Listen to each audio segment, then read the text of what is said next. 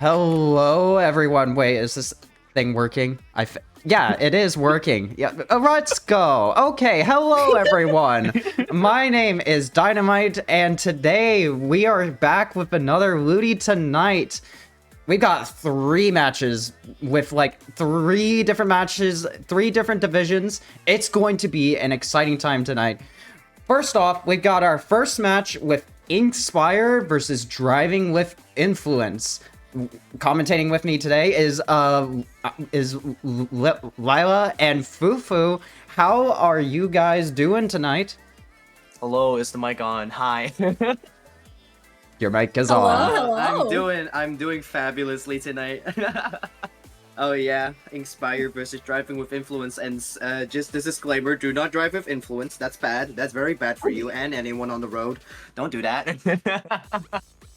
Wait, they're feeling a little bit silly tonight, but you know we're here for a good time, not a long time. We're going in. Honestly, it is honestly it's really funny because their numbers are just flipped from each other. We see the map. Thank you, Dino, very much. We are starting on Inkbot's Platinums. Oh my. Oh wait, yeah, I haven't even looked at week 5's map yet. Oh yeah. I got my match tomorrow and I still haven't practiced anything for it.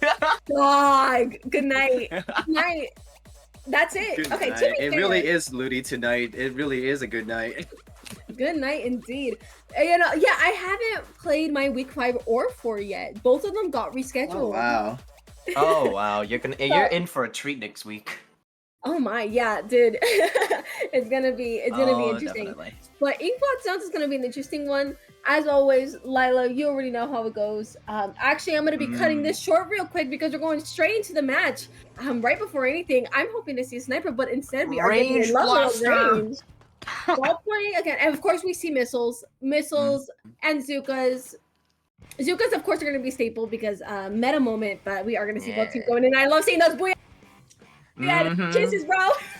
Yeah, good booyahs at the start. I'm very interested to see how this range blaster will make effect on this anchorless type of comp, but the Tri-Slosher is already denying that chance for them to do anything with a free down situation already on Inkspire as well as a wipeout. That's a quick 20 seconds that just passed by in favor of Driving with Influence.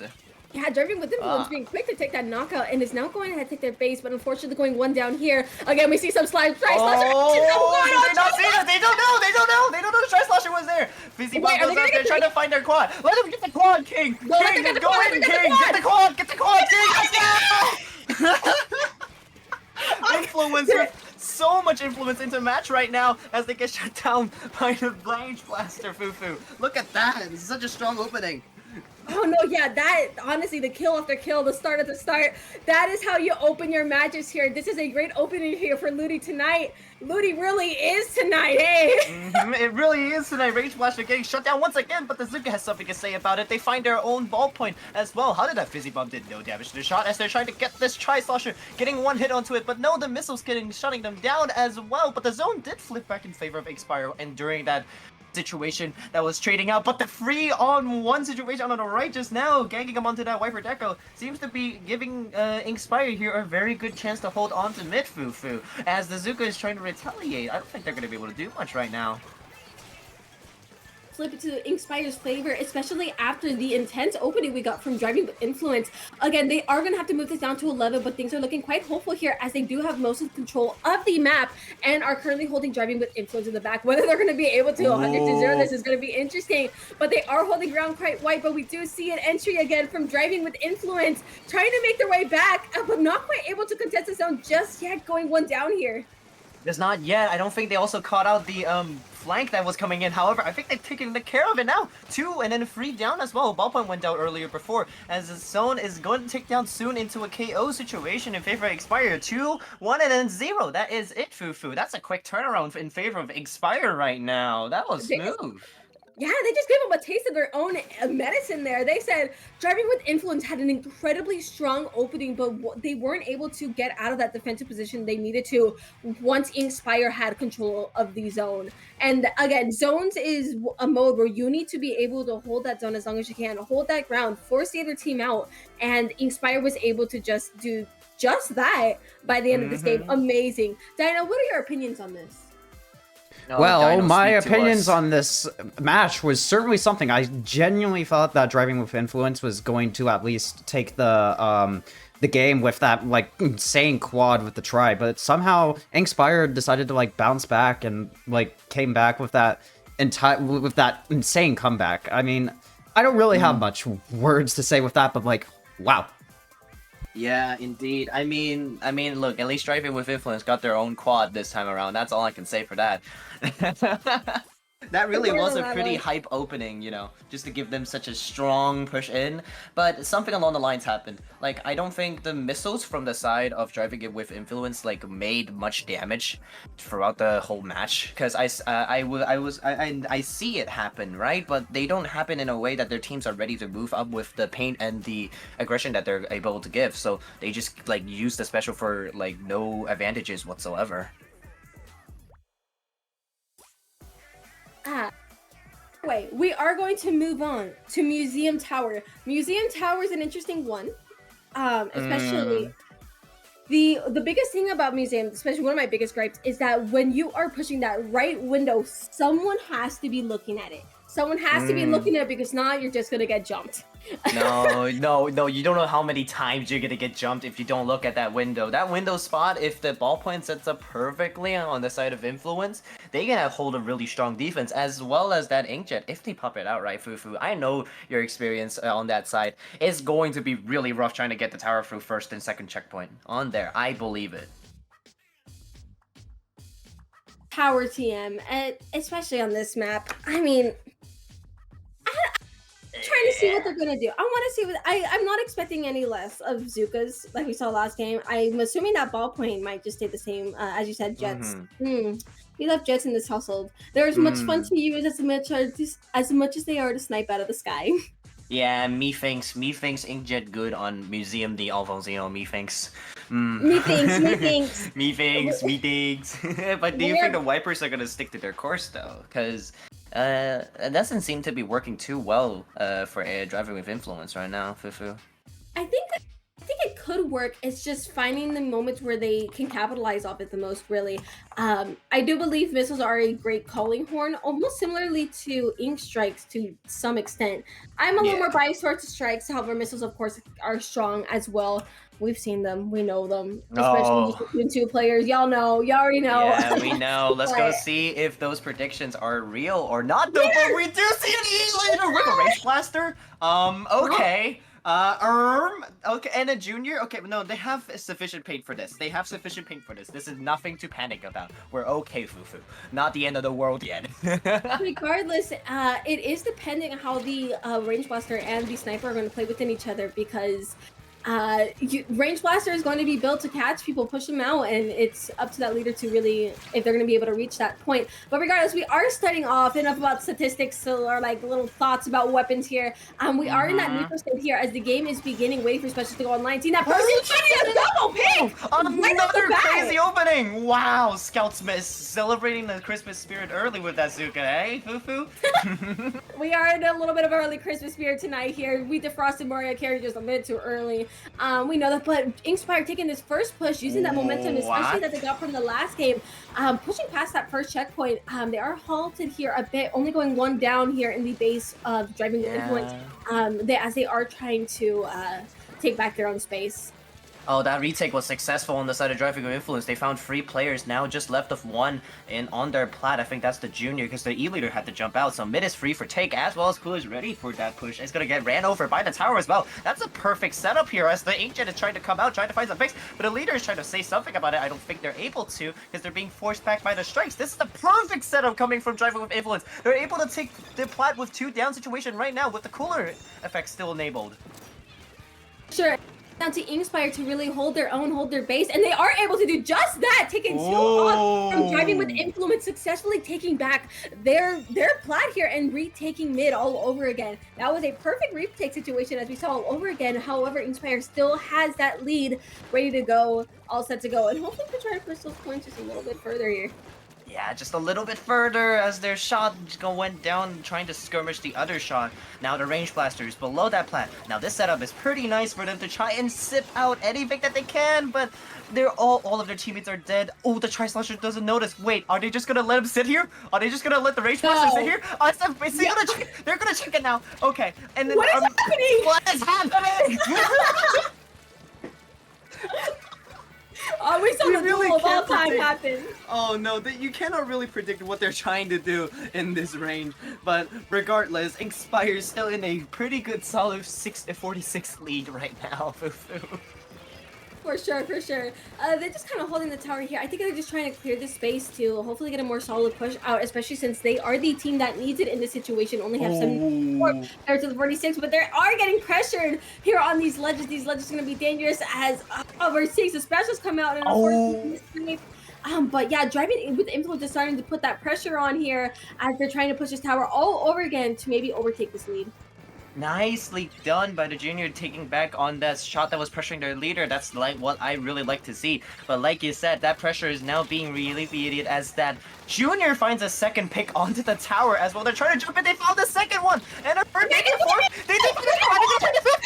No, that was really close to getting a fifth kill. Junior was able to find such a nice retake onto the tower. They just soloed the whole team. But regardless, now they have to paint up, and I don't think the other weapons together right now can, unless the junior can get back in time. But this situation is still looking very much in favor of Inspire as one go down onto each side. The junior dies once again, coming back within 10 seconds as the range blaster finds the ball point. Oh, this is too much going on, Fufu. Oh, too much. Things start to boil down to this last minute here, so prepare your last ditch effort, teams, because we're going to be here for a little bit longer. We do see a little bit of mid mishap to mid shenanigans coming up, but we do see that tower moving, adding more points to the board for Inkspire, taking out this checkpoint hopefully here right now with the minute. There we go, our official minute left on the clock. Yep, 1 minute left, like you said, as the tower is still being juked out with the juniors still on it, trying to do as much as they can, and oh, they drowned. They drowned. They drowned. That's sad. Rest in peace. Anyways, we're gonna continue back with 30 seconds. Tower is in control by driving influence as they do find one pick onto the range blaster as they're moving towards their side as they find a second pick onto the Zuka. Now, if they can keep this momentum up, they're surely to be able to break that check and get this point, but discard what I said. 2 has went down on the side of driving with influence, but the Inkjet coming in, finding to clean this up, Fufu. Maybe they're able to do it. 10 seconds left. Take it over here. Yeah, we are in section of the game. It is going to take a lot here for driving with influence to take this, but they are stuck in a disadvantageous position considering the amount of fast that they're going on the board. And they're still trying. The shot left 3 seconds. I don't think they're going to get this with the wipeout for Inspire. There we go. Another win for Inspire. I wouldn't have guessed that the team right now that's down 1 against them could bring such a strong defense and good matches coming up right now. But regardless, this is some great action on Ludi tonight right now. Oh, it is the Ludi of all time tonight. Again, we're having. So I would be say right here, back. we are totally. We are gonna be Barack. Let's get it. Regardless, I believe the next one was a Rayman. I'm trying to remember. Do I remember? It was a Raymaker Manta. Yeah, my memory is so good, Lila. You see this? You see this? Yeah, it goes to shoot. Anyways, we do have an instant replay now, Fufu. Look at this. The tower was being collided. Okay, 2 goes down on the side of Inspire and also driving with influence, and it's just a ballpoint versus the 12-point shot versus shot and then range and then the leader too. But they do jump in and try to get on the action. Tri-Slosher trying to get caught out, but no, Scout Smith's trying to find it as shot and the bucket goes down immediately at the last second. That really was a really close last minute tower. But let's hear it from Dino. What did you think about that match? More ignoring the minor technical difficulties of the changing of the slides, I thought that match was, well, a match. I don't really have much thoughts. I was switching in between a lot of things, and there were a lot of exciting stuff going on. I totally thought that Driving with Influence was at least going to... I thought that they were going to have a little comeback story, but But unfortunately, they all piled up on tower, and we're all making that last-ditch effort to try to pile up on tower, and it just ended up not working out for them. No, yeah. Fortunately, Also, chat, you there. didn't see anything. Don't worry about the BRB screen. Chad, we are not Barack. We are here, Ludi, tonight. We are here with Ludi tonight. We are here, Ludi tonight. Manta Maria. Okay, backline thoughts. Nuh-uh. Everyone else, what are your thoughts? Okay, here's the thing. I regret to inform you, Fufu, that pencil is actually kinda stupid on this map. Yeah? I know you're not a pencil believer. No. I'm a pencil believer, but I'm not a pencil fan. Pencil's not pencil not for me. Is it good? Yeah, sure. Is it for me? Yeah. Nuh-uh. I'll take my charges, I'll take my leader, and I'll call it a day. Me too. I would too if I could, but nah. I want to say that if pencil does come out here, it might be kind of silly, but also actually would be kind of viable because the midsection towards the bunker and also down the street, it's actually a pretty good open sightline for the Chargers to take, especially for pencil because you can paint much more than the other ones. I see. One would argue that even you can just take out the spotling as well instead of pencil on this map. Right. Spotling, oh, great. Yeah. Anyway, we're going Let's go see if there's straight into it. splatlings. We see the range blaster swapping out for the S blast, I believe. Same comp relatively on the side of driving with influence. Oh, this is a nice swap in. I think they really want to use that reef slider to get the pop advantage whenever they need to, Fufu. It could be good, especially if the game goes into a situation where they need the Rainmaker, especially if they need something for overtime. But it looks like the pop can go in any direction here. It looks like it's flipping a little more for driving with influence. What? Whose pop is this? Question mark? Okay, I think it's Inspires. There it is. Yep, there it is. definitely Inspires. And whoa, two right down here on driving with influence. The first advantages are going to go to Inspire. Oh, and no! It's a matter of, whoa, what's happening here? They were trying to shark, but I think they were trying to do the tech where you stop. If you stop moving, you make sound, right? So they were trying to move left and right, but they moved a little too far away, and then they got caught out by the non-inkable. But regardless, now let's see this shot in action, trying to find 1 and 2, just down to 1, and the ballpoint cleans it up in middle in favor of driving with influence right now. For sure. That is nice, but we are still not seeing as many points on the board just yet, as even with members of Inspire respawning in, the Rainmaker hasn't moved. No, Rainmaker hasn't moved much. They try to go for the right cut, but isn't going to find anything as 1, 2, and 3 specials targeted towards the S-Blast just now. Missiles plus Zuka, they really don't like the S-Blast right now. I think they really don't like their Blaster player in general, driving with influence. As the Blaster now coming on the right side, we see getting the Tri-Slosher trade at the moment, but the Wiper picking up the Rainmaker, trying to sneak it on the right side. That's not gonna work it, buddy. They responded immediately with the Zuka getting 2 on the jump in as well. And they're going for the right cut once again, Fufu. Look at that. Are they gonna make it work? Is the shot gonna kill them? No, they're not. They're gonna give check on the right side. Shot does find that pick, but just a little bit too late. So Inkspire is the first one with a checkpoint here on the board. And we see a little bit of Reslider action. Reslider! Good points with the Reslider! Reslider! We're seeing a lot more points coming up for Inkspire, taking it up to 18 so far, and whether they're going to be able to push this to the end, not quite yet, but this Inkjet having something to say about it here. All the members of Driving with Influence just trying to buckle down on Inkspire and just try to prevent it from going any further. However, grabbing this Rainmaker, they're pushing all the way to 8 here. Pushing all the way to 8 because they had Tri-Cooler? They have Tacticooler. They can run back in immediately and getting the dunk the 3rd time! Taking a game free definitively and very dominantly on round 3 Manta Maria Rainmaker right now. Wow. Sure. They weren't quite hesitant to push here at all, as they were like, okay, I see the checkpoint. I'll take it. My checkpoint. My checkpoint. C checkpoint, my grab. Oh, they had a fist bump there. We didn't get to see it. No. We did see it, just a little, just a smidge. Yeah, just a little smidget, you know.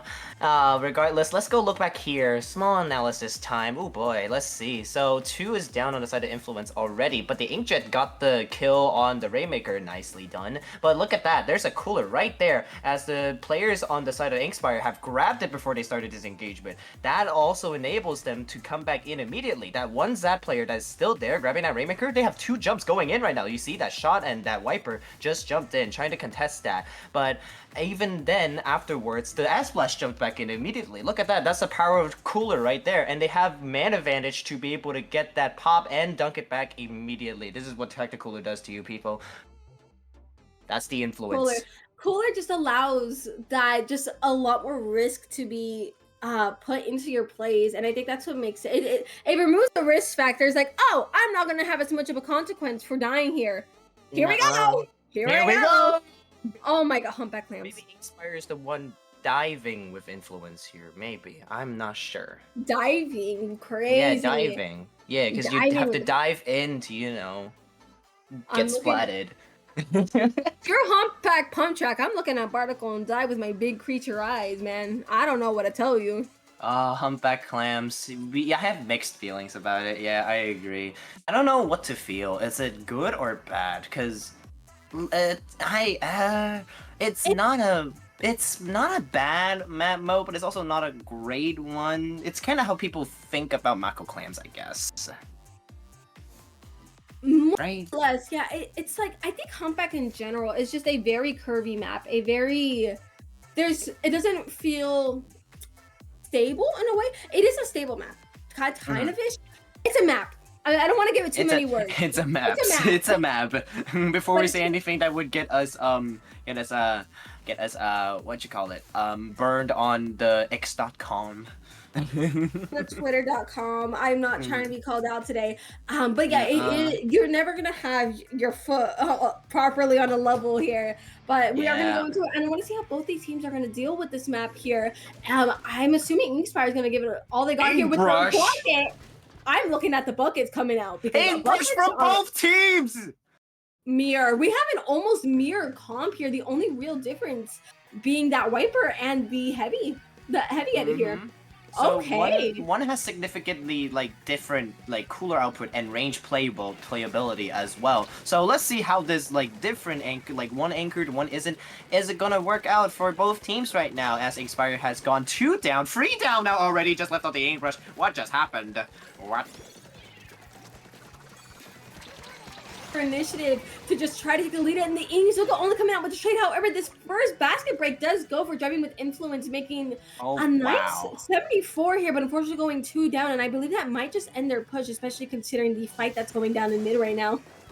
Mid fight is going relatively still disadvantage of Inkspire right now. That's actually wow. We've been seeing the same thing over and over again with influence. They get a really strong lead, but they don't seem to be able to hold it down relatively at ease. Now let's see if they can retaliate this push coming from Inkspire with the hammer and the cooler coming in, jumping out just in time. The Tri-Slosher with 7 clams. My god, that was really good.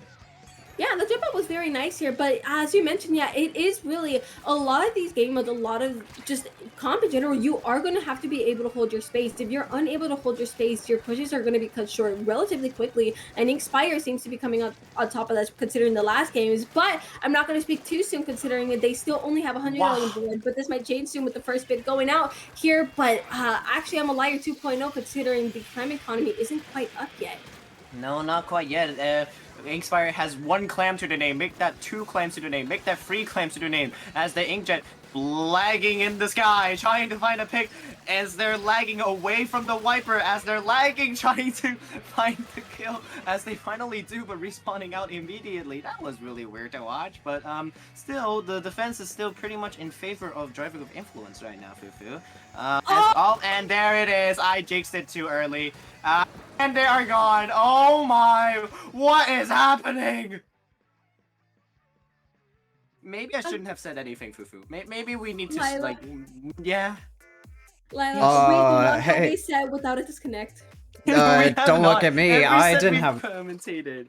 What's up, disconnect. Yeah. Don't look at me. I didn't have any influence over that at all. No. It's not my fault. Well, whose internet provider cables did you cut this time? Yeah, was it wait, what? I didn't say anything about. Or was it T-Mobile? Who did you cut? I didn't cut any cables. I've been sitting here the entire time. So let's just say it was a very how do I put it? It was a very it wasn't real. Don't think about it too much. That What humpback happened? Real. trick. Everything in the past 2 minutes was not real, people. Do It's not not look at the real. VOD. Nothing happened. Alright, we're gonna jump back right into game 4 right now after Inspire just finished up their pretty good Manta Maria game, Fufu. How do you feel about this map? It was all a dream. Not playing. The humpback game was just a dream. But Yeah. regardless, It was a dream, but you're gonna have to live that dream once again as we're gonna wait for them to, finish up their Fang, and then we're gonna go back into it. Hopefully no more DCs for tonight. Yes. we're gonna hope that's the only DC here. Hopefully it was just a Splatoon hiccup moment, as we are gonna be waiting for the members to rejoin the lobby and get set up all over again. But honestly, we only got around 2 minutes. Here we go. We actually are starting right back up right now. We're gonna get it. Let's go. Yeah, we're gonna get it. Alright, we see the brush on the side of Inkspire as well as a brush on the side of Driving with Influence. How could I not see this coming? Oh my god, as well as the FE edit. Okay, I'll stop the bit right He's now. a prophet. He's a prophet. I'm a prophet. Anyways, we're gonna see how this mid fight is gonna go. Let's see if Driving Influence can get a strong definitive start, but no, the Tri-Slosher gets a trade with the shot right now as the mid fight is still going on. Clam economy relatively in favor of Driving with Influence right now as they already built a power clam.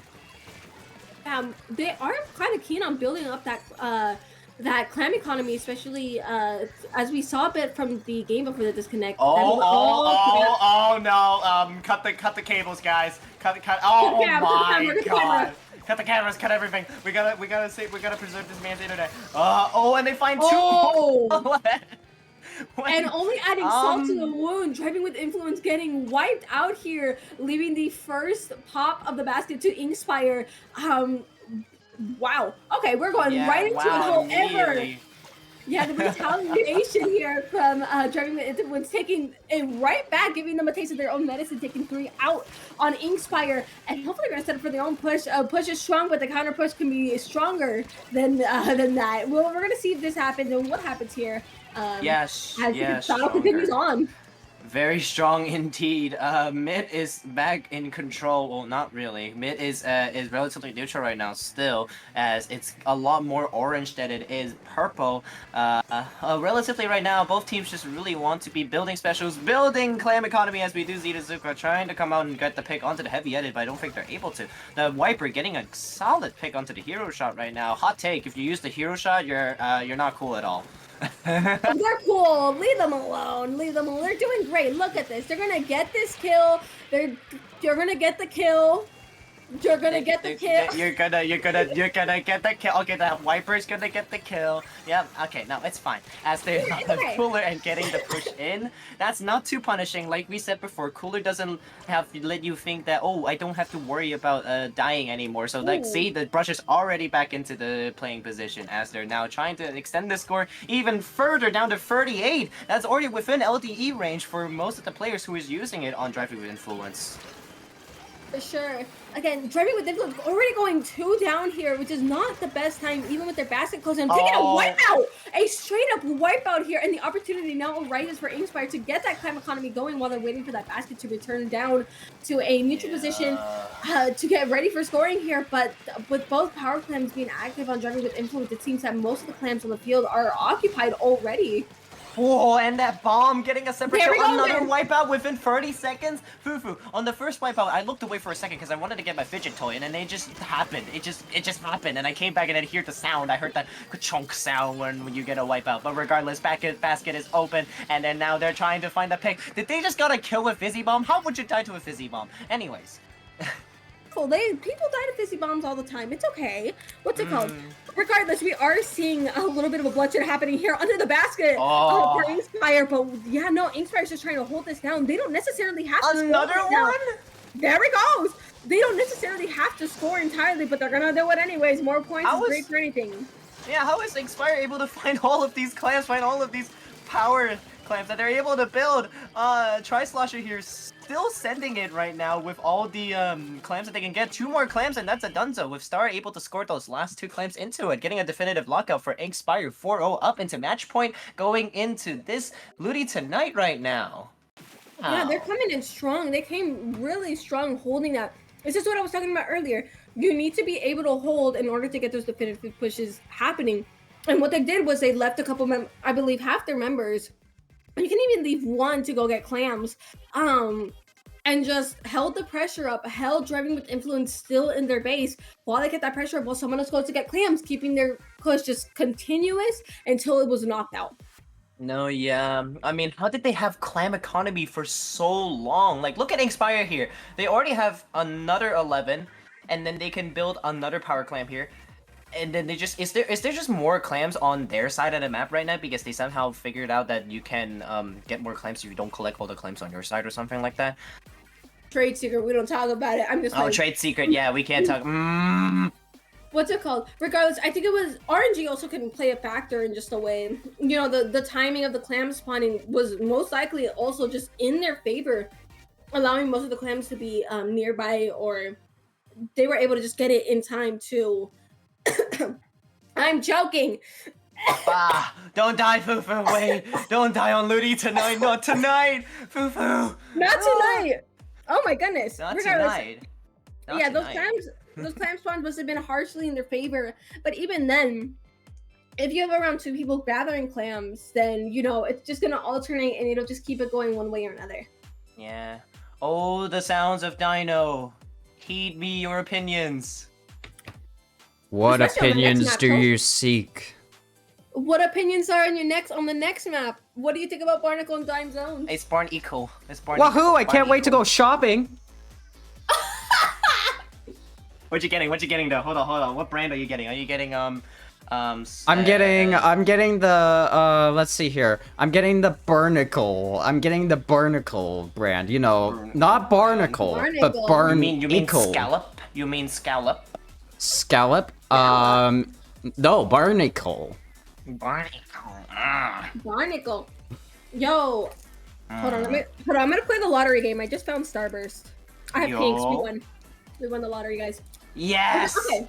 Anyways, despite our shopping trip, we're going to the mall, baby.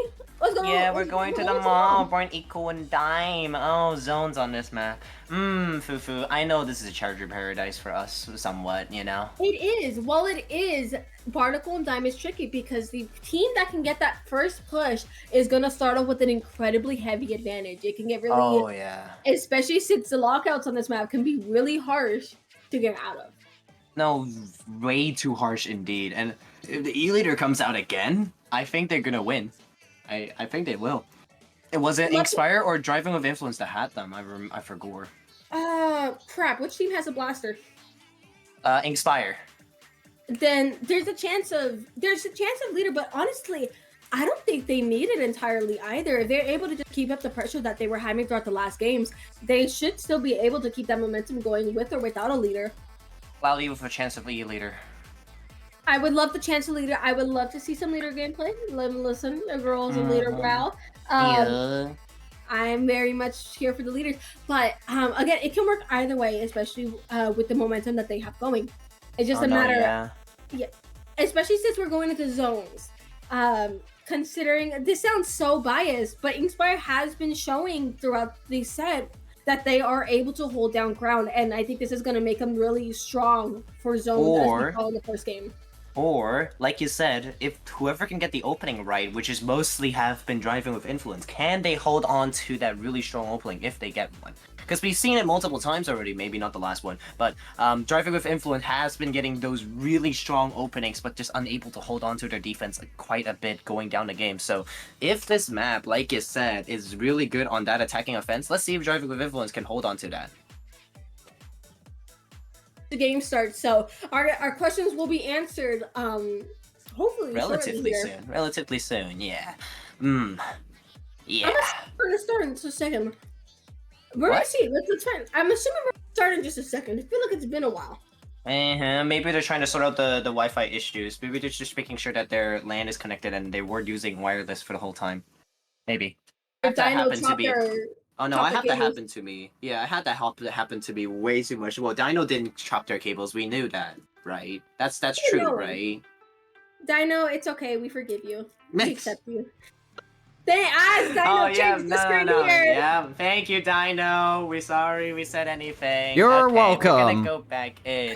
We do see Firma is not on the E-Leader, but they're back on that ballpoint, and it's a double slosher coming from Driving with Influence, is it? Or no, that's Inspire with the double slosher with one Zuka, as well as the same with Driving with Influence right here, Fufu.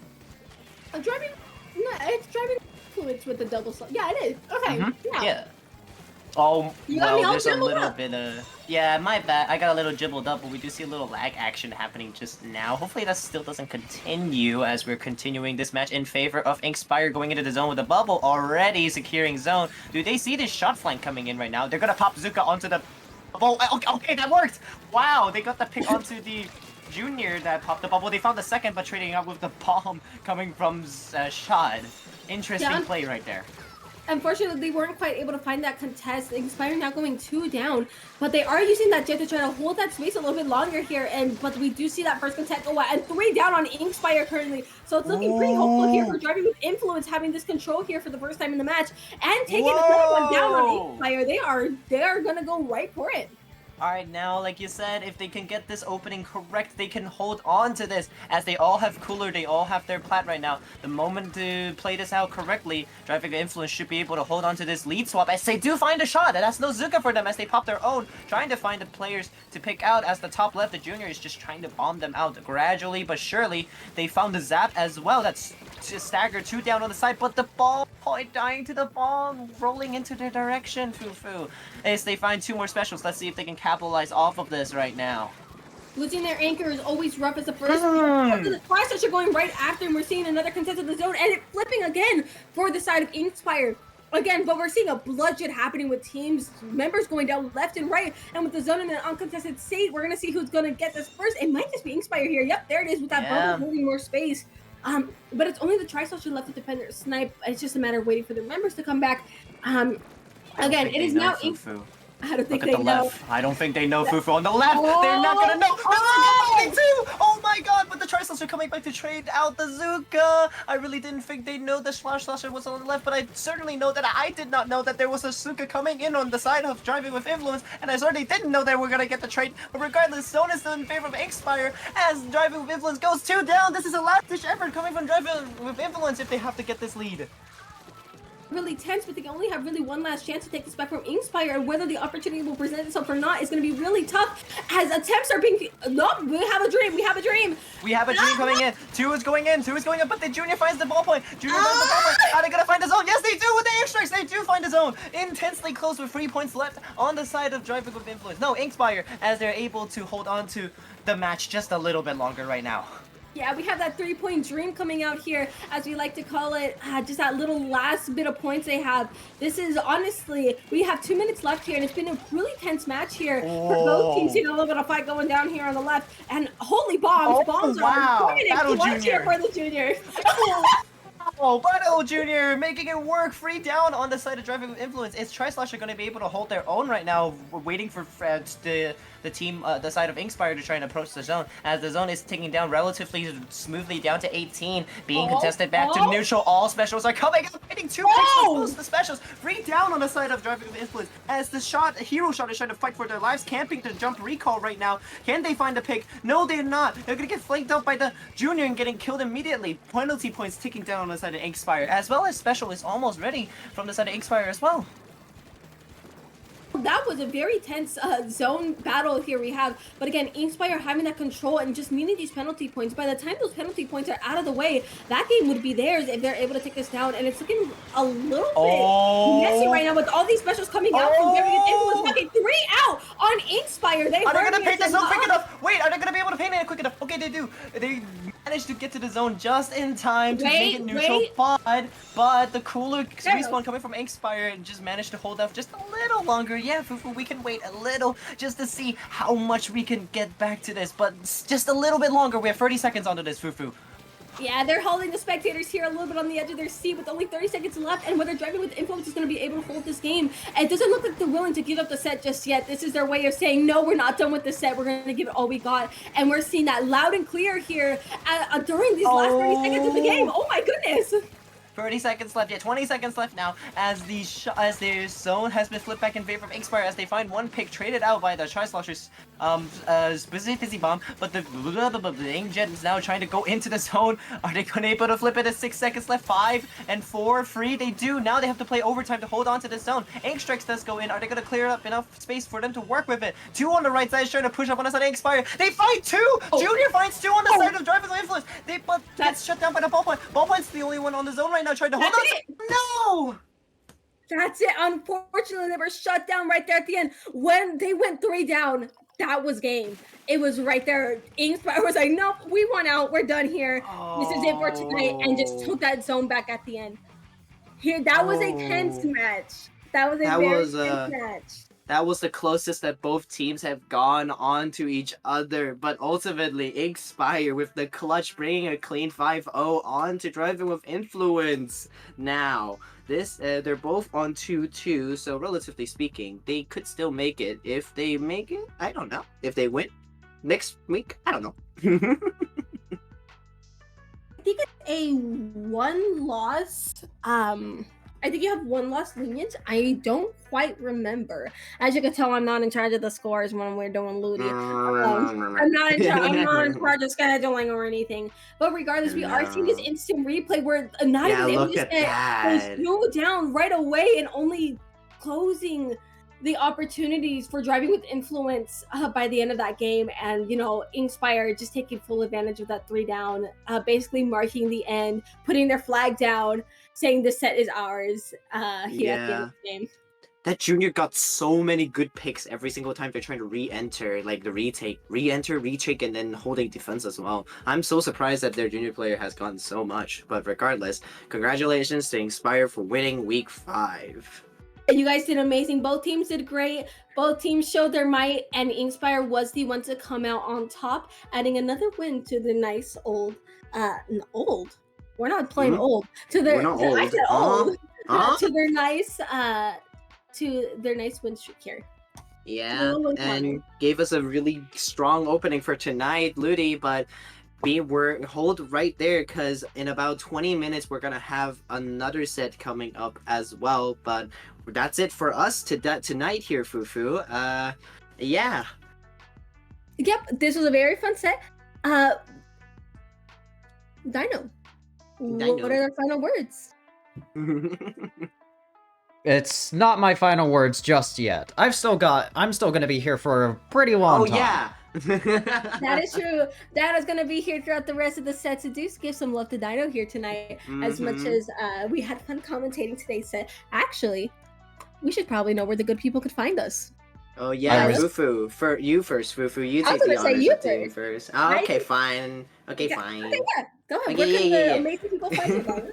Yeah, you can find me on Twitter right now, Lila Russ VScope, but you can also find me on Blue Sky with Lila Russ, as well as my YouTube. I stream sometimes. I do tournament runs as well, still trying to beat FTIU, but what about you, Fufu? Where can the good people find you and your awesome art? My art and myself can be found at SplatFufu on Twitter.com. You can find me there, here for the occasional doodles, here for a good time, not a long time. But that is it for Lila and I. Again, we had a lot of fun tonight. Dino, I will bounce this back to you. Thank you, you two. Yeah, as these guys said, we do have more matches coming up real soon. I'll go ahead and show those matches again real quick, but coming up, we have Totsugeki versus Spark Celadon, and we're commentating that set will be Fusion and Greg, as well as one more match at 10 o'clock, What the Scallop versus the Wagon. Joining me with that match will be Nito and Mothman, so don't go anywhere. We're going to take a break, but we will be right back after a couple of minutes, since, well, the set did end a little earlier than expected, but don't go anywhere. We'll be back with more Ludi tonight after these messages.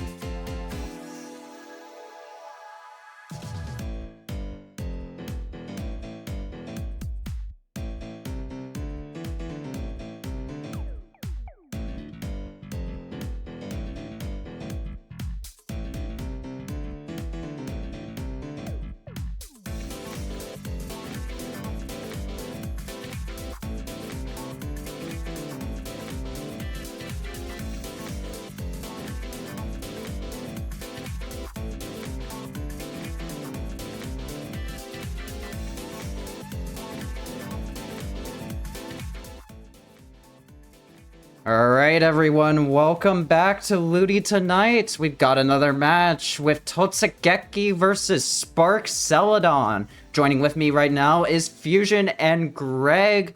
How are you guys doing tonight? I'm having a pretty good night. We did have the little switch up in who's going to be playing in this stream match. We're going to be seeing the Division 10 match between Totsugeki and Spark Celadon. I'm pretty excited to see it. I've definitely seen Totsugeki like around. I've seen like at least multiple teams with that name entered in tournaments before. So I'm excited to see how's everything going with you, Greg. I'm good. I'm excited to see as well. We were kind of scouting them out a little early here, and it looked like Totsugeki has an interesting Ludi group, interesting set here that they kind of need to win. They're sitting at 3-1, but there's two other teams above them that are both 4-1. So if they're able to win this set, we might see a nice rock paper scissors situation, all kind of fun tiebreakers to see which two teams are going to make it out of playoffs. But if you're Spark Celadon, you get to kind of play spoiler here and kind of lock Totsugeki just out of playoffs all on your own. Yeah, I mean, it's going to be like an uphill battle for Spark Celadon, I guess given by their record, but playing for your life in Ludi and not knowing how the tiebreakers are going to turn out in the end is always so nerve-wracking. We're going to be seeing the intro to this match here on Splatzone's Inkblot Art Academy. What do we have to see, Greg? Looks like we see the interested in the V-Slosher coming on the side of Spark Celadon. The Ink Strike's able to kind of get a quick cap of the zone, but we're actually going to see a couple of just early picks go down for Spark Celadon. So early control just going in their favor right now. The pencil just only able to really get cooler and just have to pop it for their team to already have to deal with a retake. Yeah, just being stuck on their plat, but most of the members of Totsugeki are still alive, but that's going to change. Jimmy just sharking out members, able to get a couple picks with the slosher over by that ledge. That's going to bode well for Spark Celadon going forward, but unfortunately the carbon comes in and takes them out. Now Totsugeki storming back into the zone, able to find a few picks. Not quite the zone flip just yet. There we go. That is going to start a hold for them, as this looks like a really clean push back in. Another pick goes down, but finally the carbon gets taken out. Leave it to Blob Ross to apply the paint there, get a nice little triple, but it is going to be, again, the map going in favor of Spark Celadon here as we see just a couple of kills come out. Can the Carbon get it done yet again? Looks like they're just barely taking the damage, not quite able to win. And this is a dangerous situation now. You see they're just kind of trickling in. They're going to need to get specials to try to retake this map. Yeah, maintaining some nice paint control over by the zone. That cooler's going to help them stay alive in this situation, or at least come back even quicker. But now it looks like they're going to end up getting rushed down. Blob Ross yet again on that carbon roller, able to find a pick. They're stuck a bit on that right side, managing to survive despite that. Finally, they get taken out. But it seems like, yeah, Totsugeki is still managing to hold on to the zone despite all of this. And we see now they've worked completely through their penalty now, so the points are theirs. Are they able to take out? They will take out the sniper, just peeking over the edge.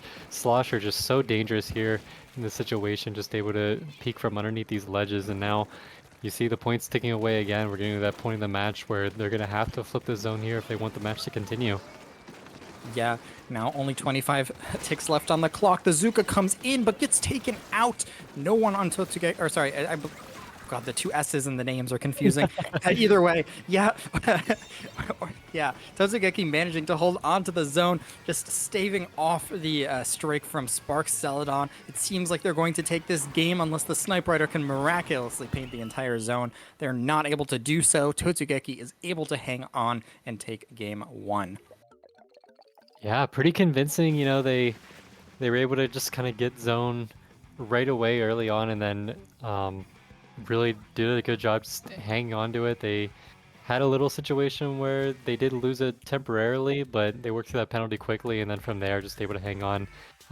Looked like Spark Celadon wasn't quite able to find anybody with their Ingzukas they were popping, and it's such kind of a special that is strong right now, but definitely still has at least a little bit of the lottery ticket thing, and Spark Celadon just the scratch offs were not paying off this time. Yeah, they didn't even get their money back off that one. Yeah, it's just like when you see a Zuka, like when the Zuka's close enough that you like see them standing there holding it, I feel like a lot of the time it doesn't hit. It feels like the farther they are away, the more likely it is to hit. How do you feel about it? Because you've played your fair share of Zuka.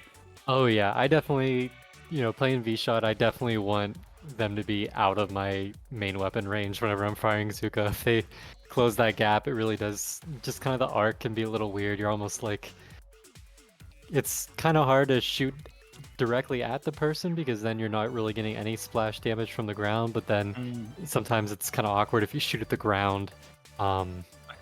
You just kind of miss them even though it looks like it explodes right on top of them. So definitely kind of trickier. You want to be able to kind of play, with a little bit of distance when you're popping it.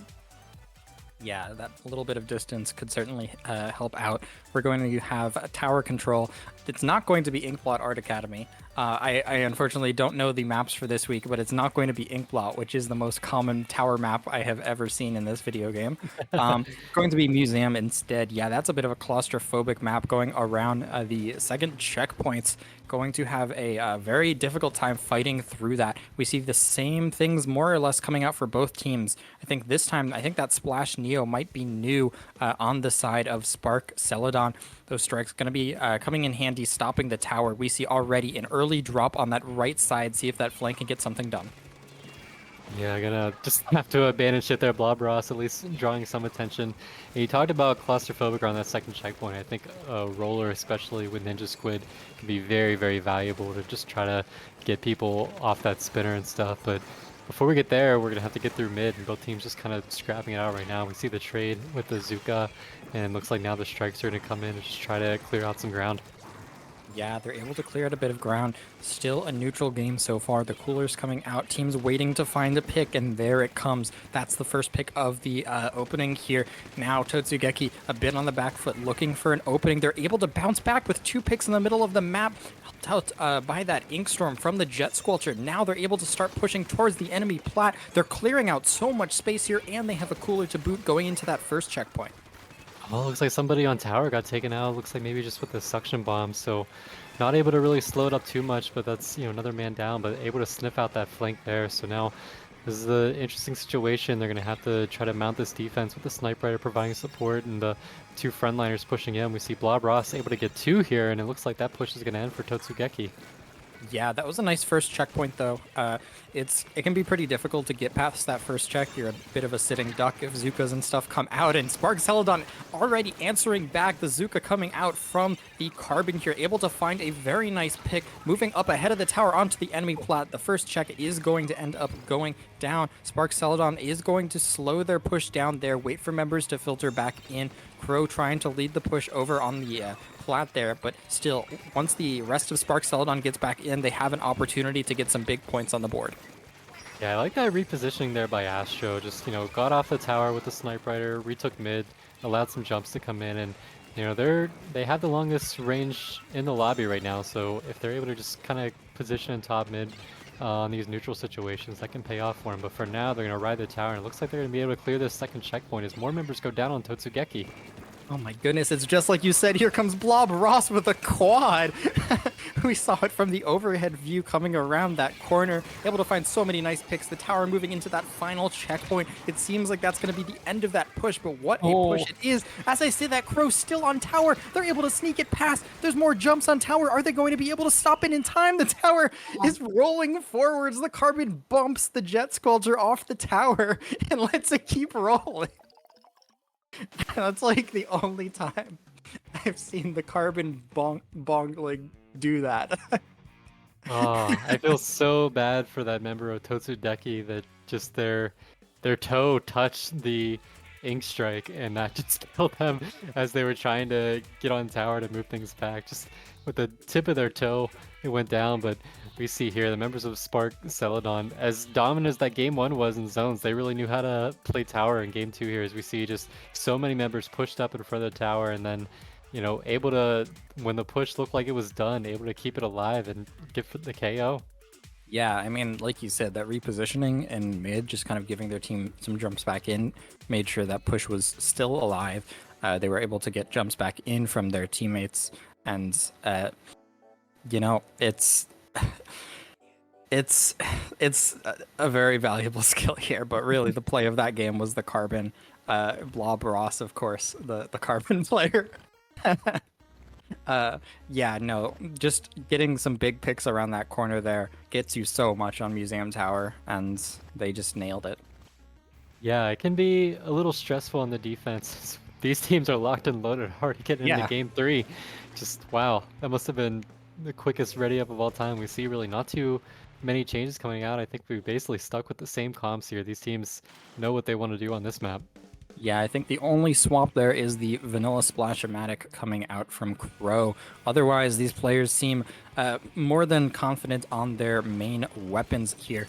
Now, even match, no one is going to go down to that dangerous Rainmaker pop on this map, but it seems like Totsugeki is trying to be very aggressive here. They're trying to move up into the enemy bunk. It seems like they're going to try and start a flank. They're eyeing up that Rainmaker, looking for an opportunity to push, and they find a pick. This could be an opening as the cooler comes out for support. Yeah, we see the cooler pop, Rainmaker picked up, and we see Blobross on the flank chasing down this Rainmaker. They're saying, help me, he's chasing me! But they're not going to be able to only get the trade out of it. Yeah, Halloween was last week, but still pretty scary. Totsugeki still looking for some more out of this. Crow going to slow that down with the Crab Tank on the left side, but that's not quite going to cause the damage they were hoping for. Now it seems like Spark Celadon is in a bit of a pickle here. They're stuck on this side of the map. The Rainmaker's on one side, and they have the entirety of Totsugeki on the other. They're going for that Rainmaker pop, and that could be their downfall. They're stuck in the corner to go down from that Zuka and the Carbon. The entirety of Spark Celadon moved in on that corner. Now they're going to make a dash for that right checkpoint, and it seems like they're going to get it. Yeah, just not a very convenient place to have the Rainmaker. Is, you know, you have to pop it, and when you pop it, you can't really push. You got to just bring it back to mid, and they kind of got caught grouped up on that right side, and that was the opportunity that Spark Celadon needed, and they were able to break the checkpoint and get a secondary push out of it. But, you know, not the end of the world. 34. It'd be nice if they could stop them from dropping off there. As I say that, though, they're not going to be able to stop them from dropping off there. Blob Ross is actually going to get the dunk. Oh my That is goodness, with the Ninja sneak. Squid. That was quite a sneak. Oh my goodness, the camera did not even see it coming. They Oh, just man, grabbed it from right behind us and made a dash for the pedestal. so painful. We saw Totsugeki have Inkzuka out, so it was like they were trying to clear some space out front, but meanwhile the problem was behind them. Yeah. Goodness, it's so dangerous. Rainmaker's just fun for that aspect. You gotta have keep an eye out for that Rainmaker in case anyone grabs it. A heads up play from Spark Celadon to do that. We've seen them, like, they seem like a very, like, explosive team.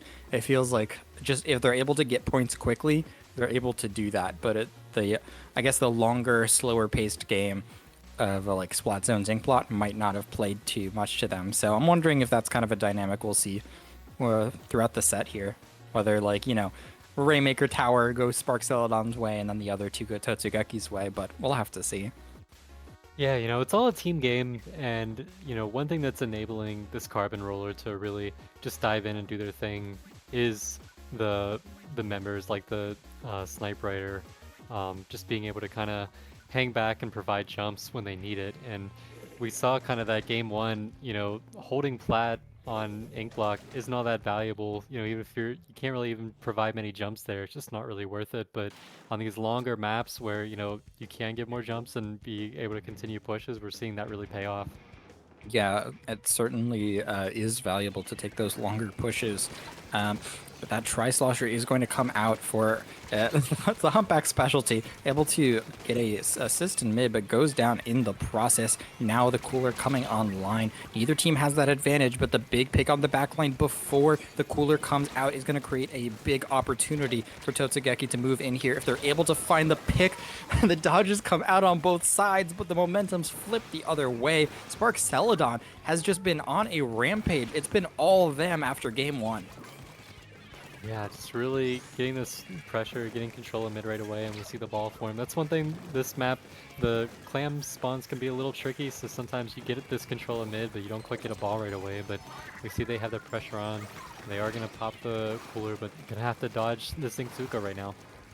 Yeah, trying to fight it over mid. They get surrounded by multiple members of Tatsugeki. That's going to be 3 members down onto Spark Celadon with a very nice shot coming out. 1 member still over on that left side by the bunker. The momentum's going to get killed with the crab tank coming out on one side, the Zuka on the other, and the splat bomb getting the finishing blow there. Spark Celadon were in a brief disadvantage, but now are back in business in the middle of the map. But I need to remind everyone that, yeah, they don't have any points on the board just yet. Finally, a power claim does get made, but all of Totsugeki is able to get back in time. So we'll see whether or not Spark Celadon is able to make things happen once they have that power claim online. The picks come out, but it's neutral in both directions. How is this going to end up?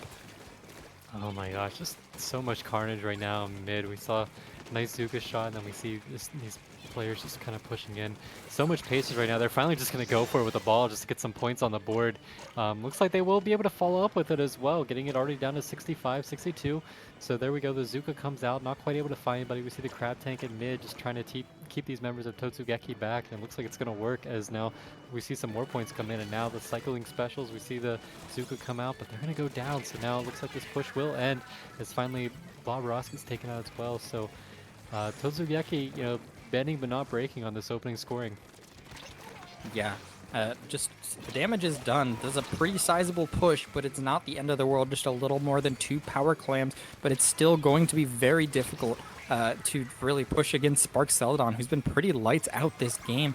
Now Totsugeki kind of rallying behind that cooler in mid. They have a power clam. They're looking at that right side for an opportunity to move in. They're going to need to clear that left side by the bunker if they want to move in here. Now a fight on the right side versus that carbon roller is going to get stalled out. The Zuka comes into support, but still neither team is able to press their advantage here.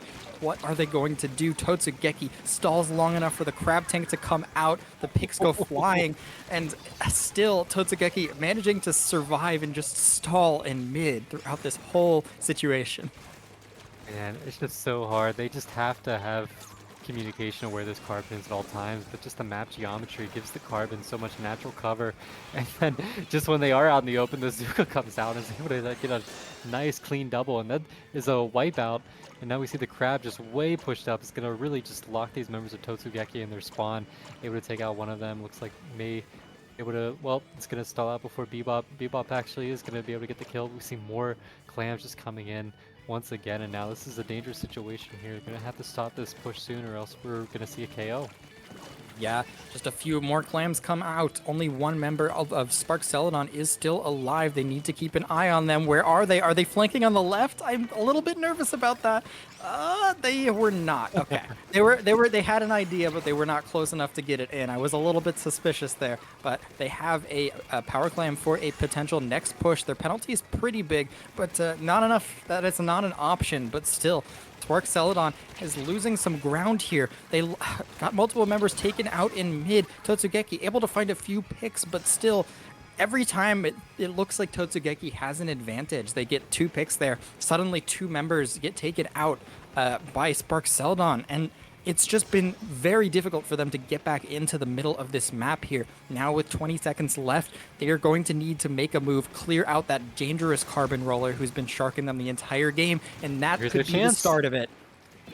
Yeah, they finally were able to take them out, but they have to deal with a crab tank that's going to be ready here. And of all, they're trying to get the push, but it's actually Spark Celadon that has more clams at the moment. So, really just going to be hard to find more clams around the map to spawn. Finally, they're at least picking up some. They're going to probably grab their pity and then, just have to deal with it. Once again, this carbon comes in as they're distracted trying to get the snipe rider. Now, Astro's just going to go in and try to end this game right now, and they will. Oh, nice job. Heads up play, grabbing the power climb of their own so they can get it in overtime. That's just like such a nice... It's just like a nice counterplay strategy that in Clam Blitz where you can threaten to push yourself, and that just makes it so much more difficult for the enemy team to push. Yeah, I don't know if you... Yeah, oh, sorry. Yeah, go ahead. I was just saying, especially on a map like this where, you can flip-flop from defending your goal to just, hey, I see a lane, I'm just going to go and end this game right now with the ball that I'm carrying. You know, not quite easy to do on other maps that are, you know, a lot longer distance between the 2 points, but on this map, definitely a strong option, like you were saying, to just, you know, force the other team to not only think about how are we going to push to your basket, but, you know, you got to keep an eye on that ball carrier because they could just end the game whenever they want. Yeah, I don't know if you saw the Moonlight versus it was like a Kyo pickup, I think, this morning, but Moonlight just consistently like Kraken cheesed because they were like taking pushes slow, and basically whenever they're trying to play defense, they have the opportunity to just like Kraken in and jump in with the power clam. And there's a few times that, you know, threatening to push themselves was was enough to just stop the entirety of the enemy team from pushing. Just whenever they wanted to move in, the Kraken would come out. No Kraken in this match, but we saw something similar where like 1 or 2 members get taken out. They don't need to camp their own basket because they can just rush the enemy one. But moving back out, 3-1 situation. We're going to need 5 wins to take the set here. We're back on Splat Zone's Barnacle. Yeah, Totsugeki probably happy to see Splat Zones come back because that was the mode that they won pretty dominantly on game 1. So at least they're gonna see it if they can go the distance. They'll see it 3 times this set. Let's see if they can kind of get some momentum here as we return to the mode where we see already Carbon Roller threatening on that right side. Have to be worried about them kind of pushing up. We see a lot of just scrapping in mid early on. They are gonna get the early advantage, some points and a kill. Yeah, scrapping in the middle of the map. The Carbon Roller gets shut down. Nice job. That's going to create an opening for Totsugeki to move in here. They have that early advantage just like they did in the first game of this set. The trades go both ways. It's a 2v2 situation, but it looks like members of Spark Celadon were coolered up there, but Bibrop able to do a nice job over on that left side. They were pushing up aggressively, and that meant that Spark Celadon needed to back up here. Now the pencil stuck in this pit over here. 2 members go down. Got to be careful you don't get rushed down to yourself. They're going to play it safe. Back up. Smart idea there, and the Zuka is going to create a huge opening, taking out 2 members of Totsugeki. Spark Celadon storming back to the zone, neutralizing it here, and grabbing it back in a flash. I love seeing that nice Zuka shot and the follow-up, but just like that, the zone just kind of got recapped out from under their noses. They were just trying to follow up some kills where we see, I believe it was the Jet Squelcher just able to kind of repaint that, this constant pressure, and now we see the Storm come out. So, hey, you know, it's Splatoon, painting works. Blob Ross going to have something to say about that as they're able to get a double before they're finally taken out. Yeah, but still, yeah, Ant with the splatter shot on Totsugeki able to survive. They do spot the Carbon Roller, but just after the Carbon Roller spots them.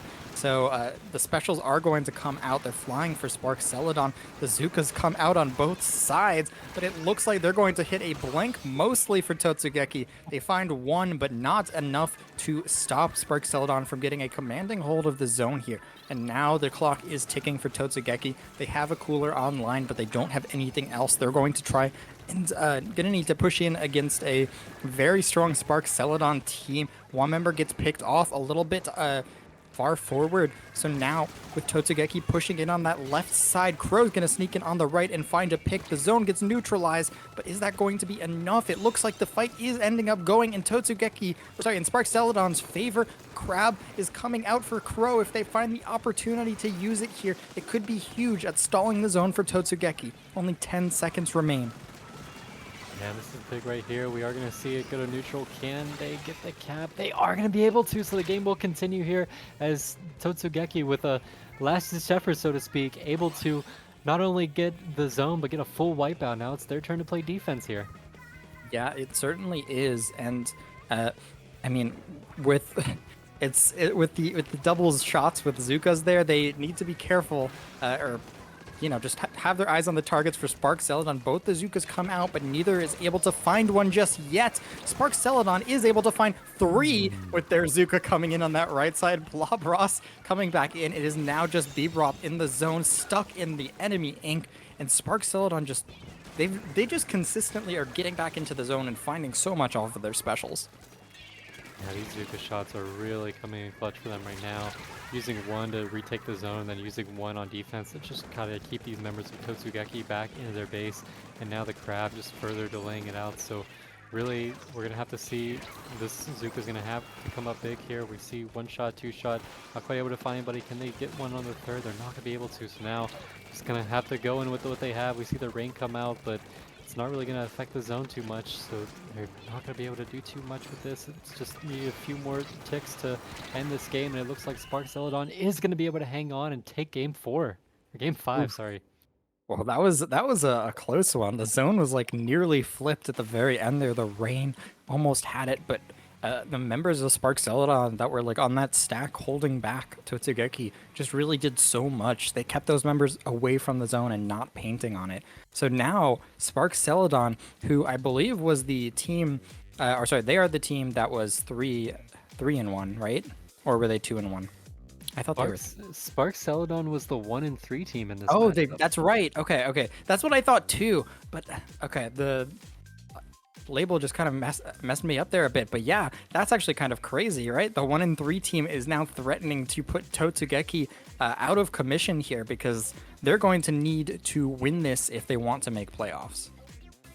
Yeah, it looks like, you know, you kind of look at the match history here and their record kind of loss, wins. So with only a game away from winning this one, you know, Ludi, it can sometimes go by in a flash. Other times, you know, it can be a long season. And that experience of just kind of scrimming the maps every week, it can really, you know, get some teams on the right page as far as getting better and improving. So sometimes you see a team like this that they just kind of hit their stride. Maybe a potential playoff team that just kind of put it together a little too late, but now just kind of doing damage here at the end of the season. Yeah, honestly, like the Ludi scores don't really convey that. They don't convey that like it could be 5-4. It's still an 0-1 in the book of Ludi. So we don't know what's happened in the past, but we do know that Spark Celadon is only one game away from taking out Totsugeki here. So they're going to, or Totsugeki, excuse me, they're going to need to make a move in the middle of the map here on Sturgeon Tower. Yeah, and we see so both teams again just kind of going with what they've been going with for the most part. You see there's just a shark in mid, interesting, just kind of going across this little narrow ledge painted side on the wall, but now gonna just find their target, dive in. Looks like they will get taken out though. Finally, just a few too many flicks, weren't able to confirm the kill, and they will pay for it. And we're gonna see an early advantage here for Totsugeki. Yeah, looking good so far. Looking good, looking dead into the eyes of this Ink Zuka. But it goes both ways. Bprop able to find 2 off of that Zuka. And Totsugeki is storming back in. That is a near full wipe. The members of Spark Celadon just kind of filtering back in. Blobross gets taken out on that left side and spotted. So now that first checkpoint is all in Totsugeki's control. It's just going to be that Snipe Rider guarding it, but it's not going to be enough. This is a big opportunity for Totsugeki here. Yeah, Bbrop is just locking down this left side, finally pushing up with their team and getting another kill. They are just on a rampage. You know, when you're pushing that first checkpoint, you gotta watch somebody just flanking through the middle of the map, and they probably killed at least 3 people that were thinking about doing that. So just totally locking this team out, and now we're gonna pop the Zuka, and they can hit a shot or 2, which they will. The game's just gonna end just like that. Oh my... Wow, just all in one go. Totsugeki back on the board, bringing it back. They know what's at stake now. They've it seems like they've awakened there. They're kind of even after multiple members were taken out in the middle of the map, they were able to get the picks themselves and move that tower after that first checkpoint. It can be like difficult to do it all in one go. It can be like snowbally the end of this map, but it's very difficult to kind of push from that first checkpoint to that corner, but they were able to get up into that top right there and just solidify themselves the space and the kills they needed for that win. Yeah, now this is the deepest that Totsugeki has had gone into a set in their looting run. Their wins were a 2-5-0 victories, a 5-1 victory, and then their loss was a 5-1 loss. So welcome to the fun world of Game 7 here. As the set going a little deeper, they're going to have to see if they can keep it going on Scorch Gorge Rainmaker. Yeah, they definitely are going to need to do that. And uh, they're going to have a bit of a difficult time against that carbon roller here. Um, it, that second checkpoint, or the first checkpoint, excuse me.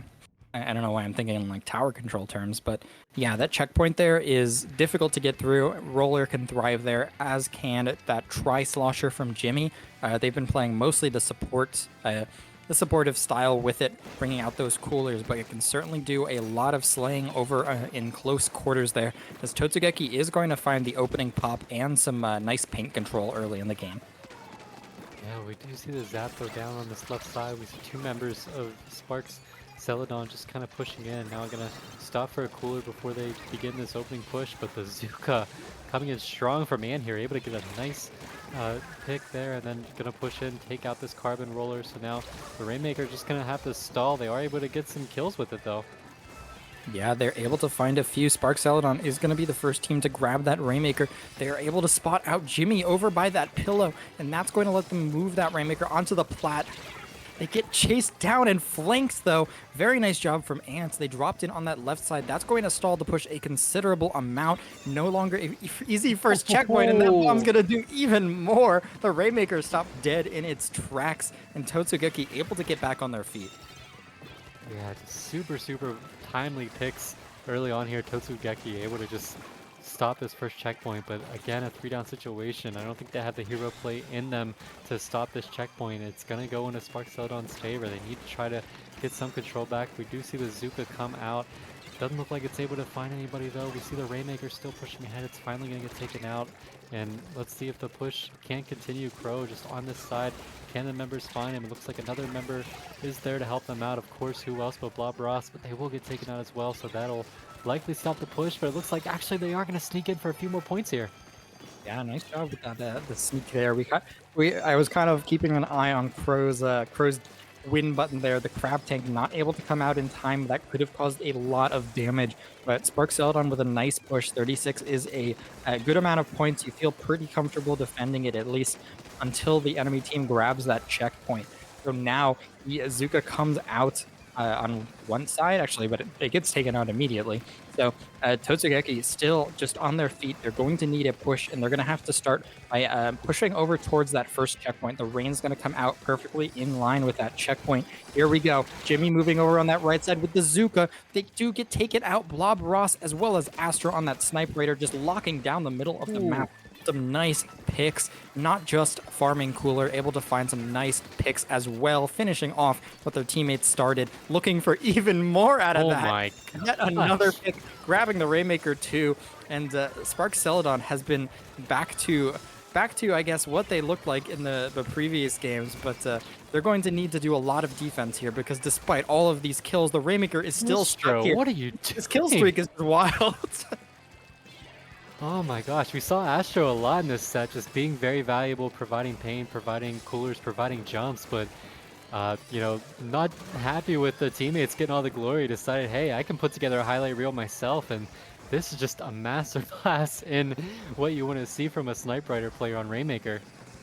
Yeah, certainly is, and Spark Celadon is looking to lock this game away. Jimmy is able to find a pick on that left side on the Rainmaker as well as on the Carbon Roller. So now it looks like that shot's going to try and grab the Rainmaker and sneak it a few more points all the way down to 29. The Rainmaker continues to get snuck forward and popped by Spark Celadon there, and Totsugeki has yet to get on the board. It's going to be an uphill battle for them. They're going to need to start by cleaning up this mid. It's just been littered with that blue color coming out from Spark Celadon this game.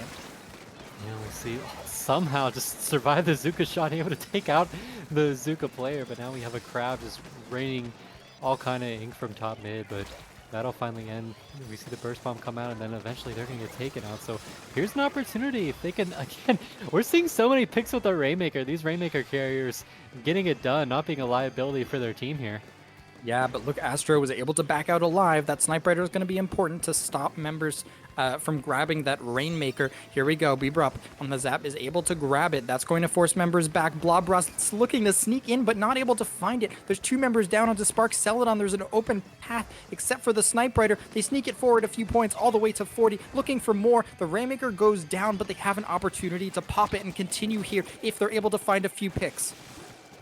Oh man, yeah, if they can get jumps here, that'd be really important, but wow, we see Spark Celadon just so quickly rushing these last few members, but the Rainmaker gets popped! Oh my god, they're gonna lose the lead! The jump back in! The jump back in! Behind them! Oh my goodness, that's not even a sneak pass, that was a jump and then a sneak. Oh my goodness. As time is running out, they're able to grab it and run it an extra 25 points. And now Spark Celadon needs to wipe the grin off their face and get into game mode because they're running out of time. They need to make a move here. We see there's only 1 member alive. They're gonna have to pop cooler and just hope their teammates can come back. We see the bombs just kind of stalling things out, actually able to get a pick with it. They're gonna try to push in now that they are coolered up. They are able to get a trade there. And we see just members gradually going down. We're going to see Jimmy just dive in with the Tri-Slosher, and that's going to be the game going in favor of Totsugeki. Wow. What a flip. Oh my goodness. Isn't that karma after the first Rainmaker game? We saw Spark Celadon just kind of sneak in and get the KO. Totsugeki able to just kind of pull the reverse there and get a nice little sneak of themselves for the lead. Yeah, oh my goodness. The jumps behind the pillow made it so difficult for them to spot. So when they came in, they just didn't even think to look behind them there. So just really heads up objective play from Totsugeki there. I keep saying that, but yeah, I mean, both teams have been very aware of, how they need to push the Rainmaker, as well as, not to just dive with the Rainmaker, but know when to dive with the Rainmaker. You're a fan of sneaking the Rainmaker yourself, and you've done that kind of thing a few times.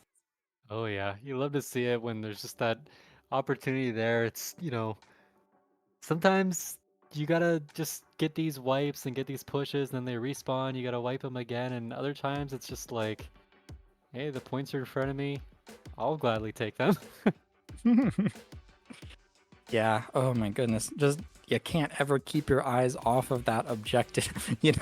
How many times do you need to get bitten before you realize, even when you do it to someone, you don't think it's going to happen to you until it does.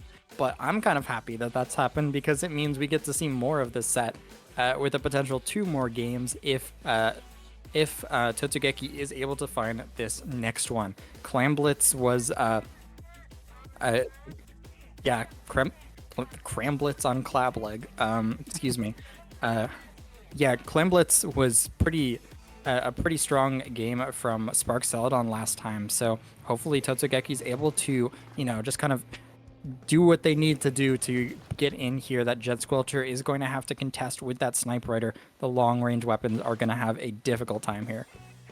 Yeah, I'm not quite sure what really they figured out in these last couple of games, but it's definitely working for them if they can just keep up this momentum here.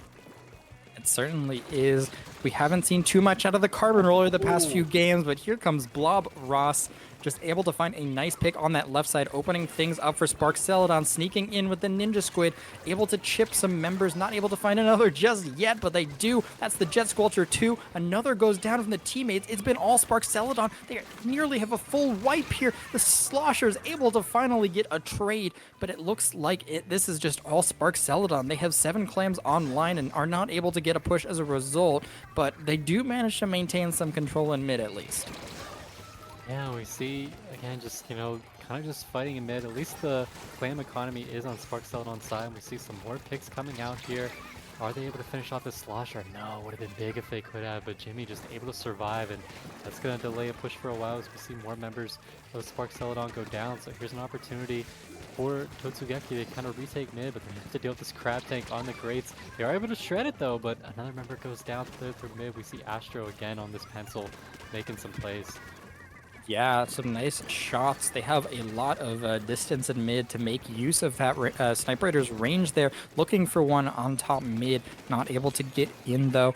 So This is a very difficult map to push on. I think you got to be extra aware of that long range and top right. Some picks come out, but if everyone is focusing their pressure in mid, it's still such a small choke point that you have to work through in order to get it. Despite Celadon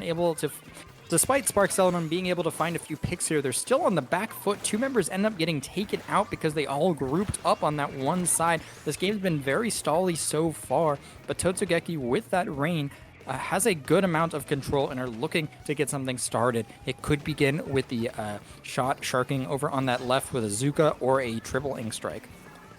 Yeah, we see Jimmy able to take out Blob Ross on the grates here, so not going to continue on this high route. Instead, going to drop down, try to help out the team on the down low.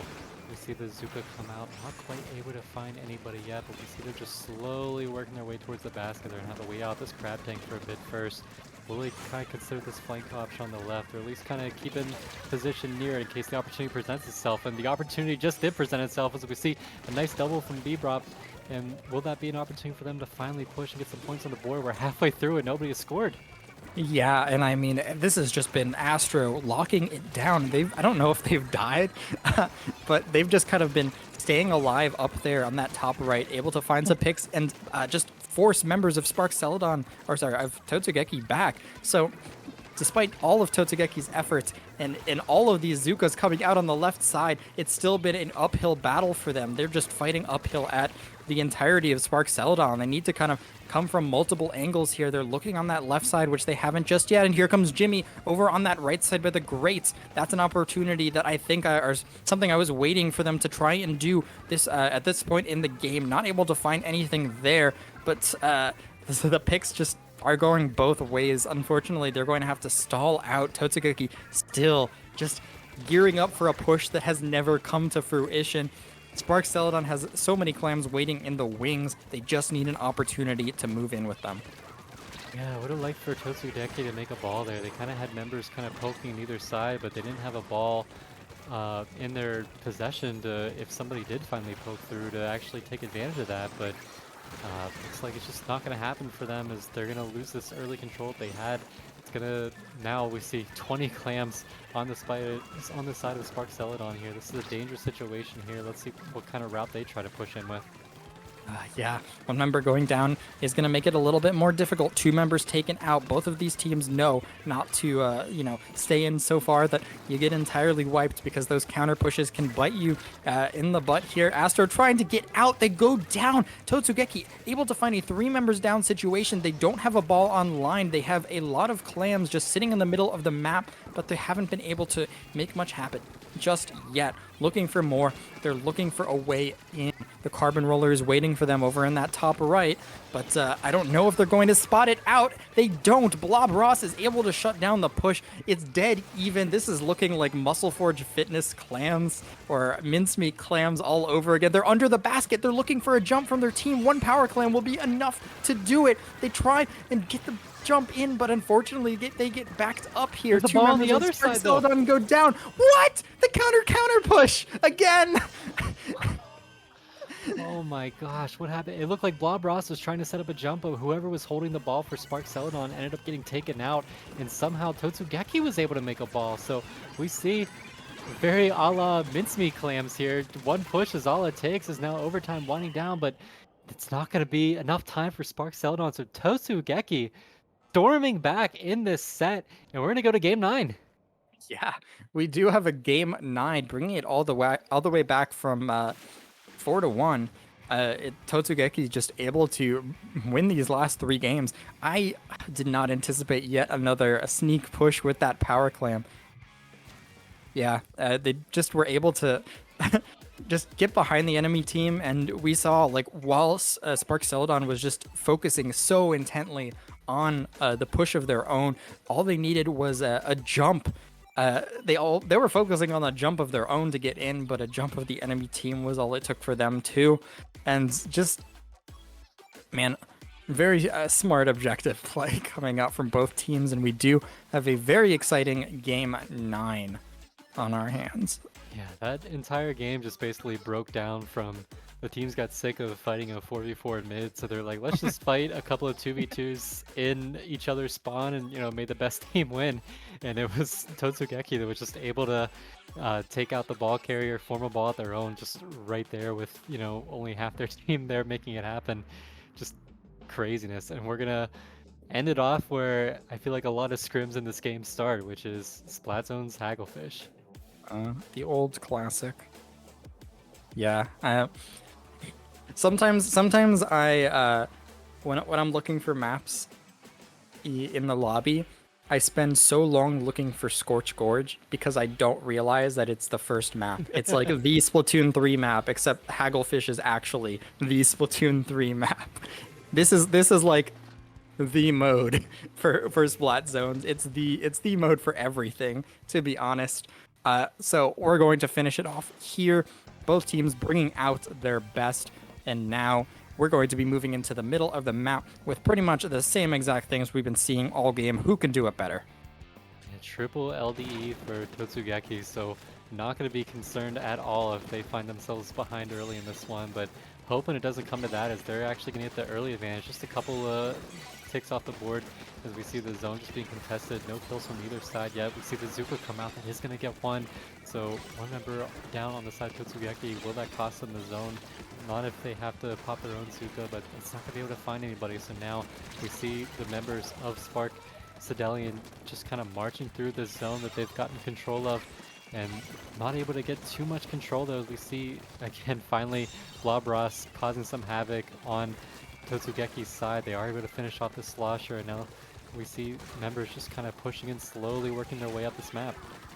Yeah, some nice picks coming out for Spark Celadon, but they do end up going down. Bebop able to find a nice pick there. The Zuka comes out, paints the zone a little bit. Totsugeki has an opportunity to paint the zone back here and flip it their color. The strikes come out. It's still in Spark Celadon's control. They need to find a way to move through the zone to get some picks on the other side. And here comes the paint. They're looking for an opportunity to move in, looking for a flank. Here comes Bebop on the left side. They're able to find one. They sneak at the crab. The Zuka comes out in its face, able to break the crab, but the burst bombs coming out are going to shut that down. But that is going to be enough for Totsugeki to grab back that zone and, get some much needed pressure off their shoulders. So defeating when you shred the crab and your reward is to get 2 burst bombs thrown at you. Even more with the carbon roller, also noticing them there. But they are going to extend this game here with the penalty applied to Spark Celadon. And not only that, but a couple of picks go down. So now Totsugeki able to get some control here. They have some interesting specials to try to hold it. They have the ink strikes. They have the toxic mist from the oh my gosh. Oh no. Oh no. I believe we did see a team go below 50. It's been a while since I played Ludi, so I don't quite know the rules off the top of my head. We will have to stand by shortly. Yeah, I don't know whether which team made the lobby or exactly what's going to happen here, because the host DC'd from that lobby. So bit of a tricky situation, because I know that game was pretty even and people would probably want to see the replay, but this is playoffs at stake here. So yeah, we'll see. Have to see how it goes. Stay tuned. Definitely a lot of chatter in the VCs right now, I'm sure. Yeah, worst case scenario is the spec is hosting.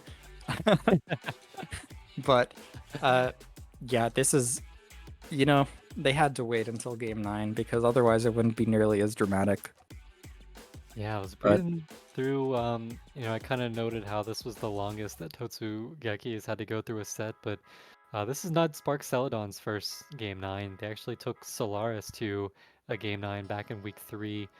They lost that one though, so they're hoping that they can at least go even on game 9s in this season. Yeah, those last stock situations can be pretty tricky, because it's either going to be all one way or all the other. All your individual games just kind of get wiped off the board.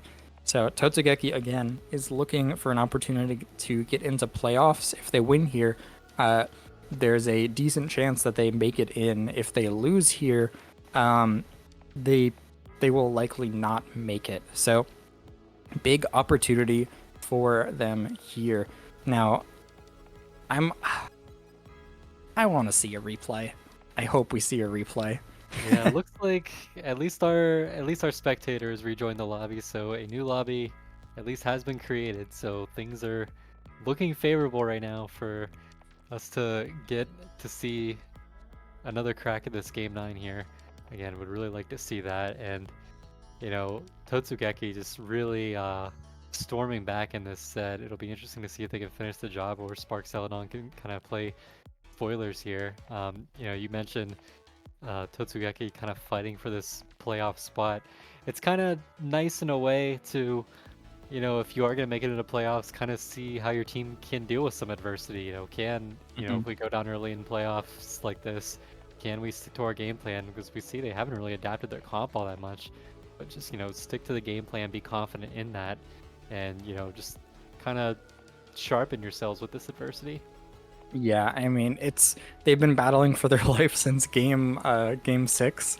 So just winning 3 straight is huge. We are going to see that replay in Love to see it.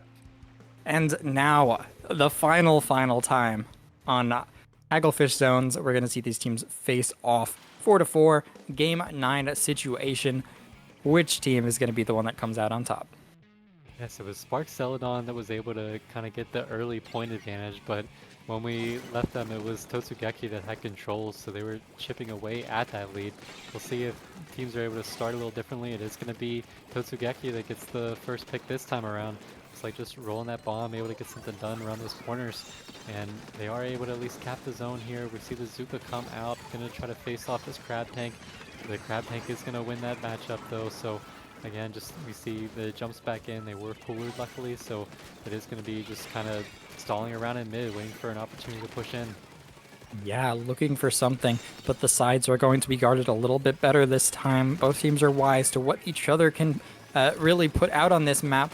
It looks like Spark Celadon's able to find a few picks, but still not a full clear in the middle of the map. Keep your head down. That Zuka is going to be flying just as you think you have an opportunity to move in. That Zuka comes out, then the Crab comes out. There's a flank over on that left side. Bebop yet again looking for some more, not able to find anyone too close to that ledge, so they're going to opt to back up. Totsugeki flips back that zone. It's still been all neutral. Keep an eye on those flanks throughout the game, because that could be what really opens up the door here. I think Bebop might have actually gotten a suction bomb kill on the back of that Crab Tank, which took out the splash. Ooh. And now we see just a couple of kills there from Totsugeki, so able to get this control here, and they're going to try to get a lead change. Not many points needed to do it. Can they kind of take out this shot? They have the Zuka ready. They're going to just kind of opt back. The shot is going to as well, and there's the Zuka. Can they kind of dodge it? Looks like they will, so no harm, no foul. As right now they're just trying to push in, get some control in this court area to stop Spark Celadon from just painting the zone. Yeah, they're just able to, they're content with just sitting here because the points are ticking down in their favor. The Crab Tank is able to find a very nice pick and zone on that Slosher. That is going to flip the zone. Now Spark Celadon is in a neutral situation here, but they do need to make a move, because 2.5 minutes into the game, pretty much, they need to grab back that zone. The little toe in the ink strike there is going to take them out. Totsugeki just kind of trying to just sit on their nest egg and just let the points come to them, because they know that as long as they keep the zone neutral, they are on top of this game. They need to keep their head out, or their eyes out, for these Zukas flying in, because that is a something that could certainly open up a big opportunity here, but still locking down the game as time is ticking away. Oh man, just kind of hunkering down in that corner, dodging everything being thrown their way, but it is going to be at least a penalty inflicted on them, but they're able to get the zone right back. So again, we see both teams just really watching these flanks so hard. It's like whatever team wants to paint zone can have it, because everybody's just so concerned with what's happening on the side of the map that the objective is almost getting a little overlooked. We see the members of Spark Celadon able to just come right through mid, all 4 of them, and able to get control, and now here's an opportunity for them to get this lead. Yeah, this is looking like a really strong hold here. We see the paint coming out for Spark Celadon. Bazooka is online. It's Plabros going to be looking for something, but they don't see the strike coming out from behind them. Two members are going to get taken out from that, and now Totsugeki able to just make their way back to the zone with no members left guarding it. Bazooka's going to come out, not able to find anyone though. So now, just with plenty of points on the board to spare, they're able to get back in and just get back the control they need, because just as long as they're able to stay a few members up, they can win this game. Yeah, we see Jimmy just kind of rolling these bombs around, just kind of watching this flank as well. A lot of responsibilities, also having to paint the zone and get those ink strikes. Doing it kind of all with the slosher right now, but we see Bazooka is ready from Blobross. Are they able to find anybody? They'll find one. That will be enough to the zone to go in their favor now. We're gonna see them rush in. Ant just popping. I like the cooler just kind of going as a shield for Ant. Able to survive here, but do they know the Blobross is still lurking? Oh, they don't know it. They're able to react in time, though. That is a huge pick, a happy little accident, if you would. So now, with time ticking down, nearly an even game, the points are going to flip, or the zone's going to flip back the other direction thanks to the strikes coming out from Totsugeki. So now that puts a penalty on line for them. They're able to move back into the zone and find a very nice pick. Only 15 seconds left on the clock, Reg. These last few kills are so crucial right now. Can Totsugeki hang on? They just need to control this zone for the last 8 seconds of this match. We're going to see Astro painting everything they can. We see the Zuka come out, but it looks like not enough painters went down. But just as I say that, they are able to flip the zone, so we are going to see overtime.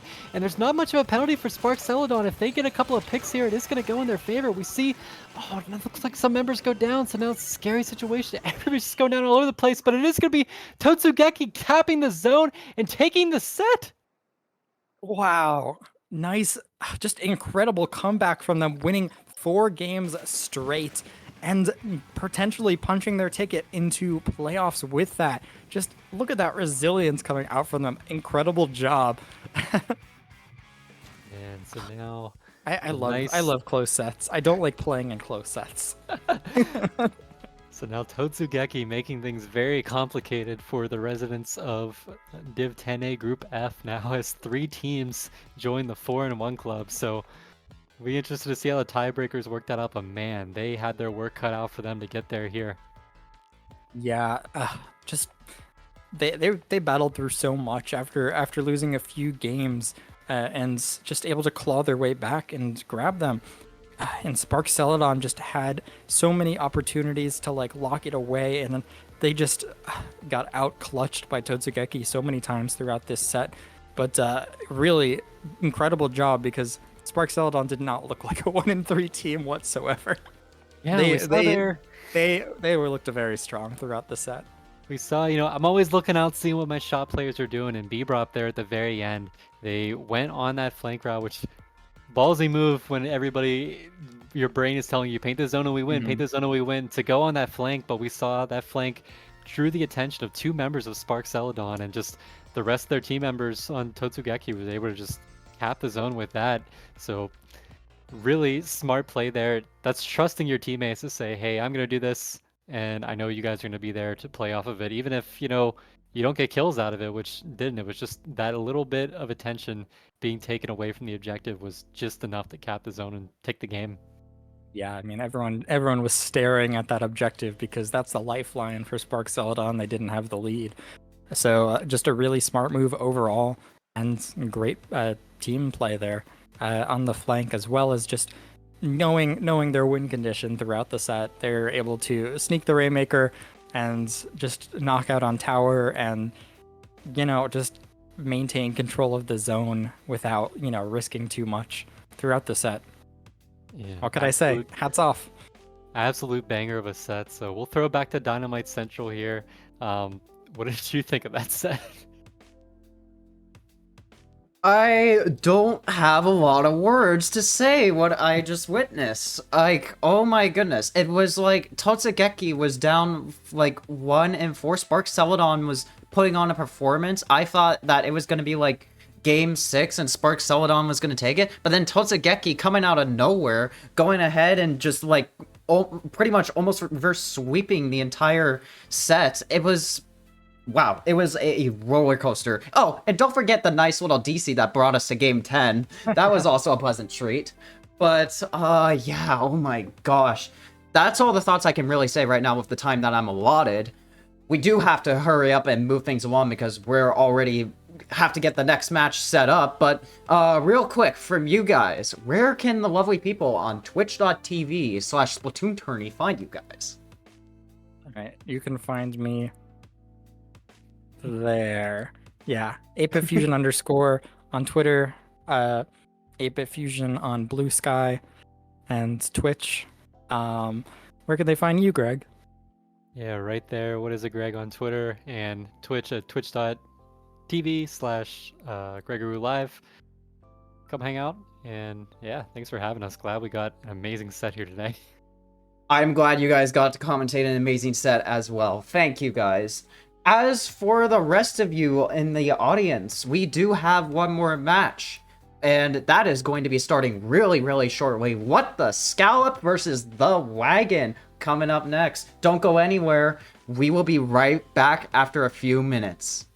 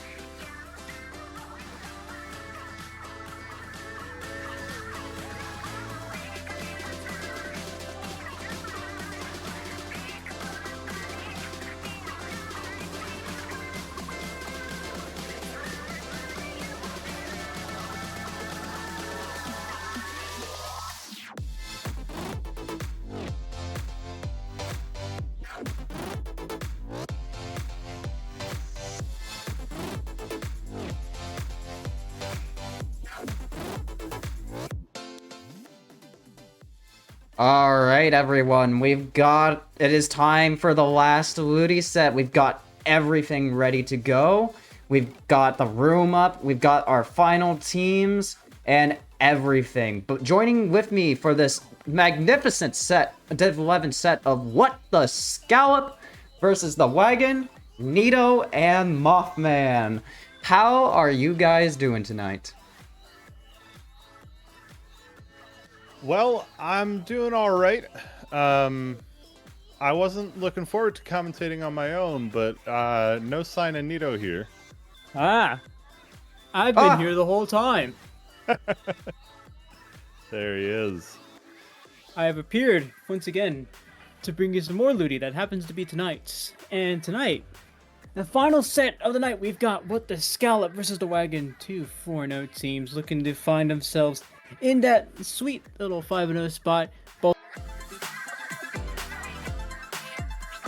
What the Scallop has yet to drop more than one game. They've dropped one game this whole Ludi season, and while the Wagon finds himself in a similar position, they've actually only dropped three games total. Both of these teams will be looking to get themselves up to 5-0.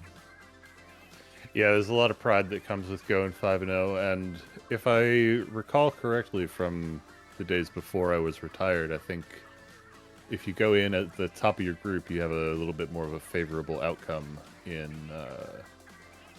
bracket. Absolutely. You come out to the playoffs holding that high, you can get a number 1, number 2, a 3 seed. That gives you an advantage. That way you get put up with maybe weaker opponents in the same playoffs as you. But again, both of these teams are looking for that sweet playoff spot. And we're going to be starting this set at the one and only Splat Zones on Inkblot Art Academy. Splat Zones, Inkblot, indeed. Back in my day, this was... this was an E-liter paradise. Now E-liter's fallen out of favor a little bit. Nito, what are you expecting to see out of these two teams?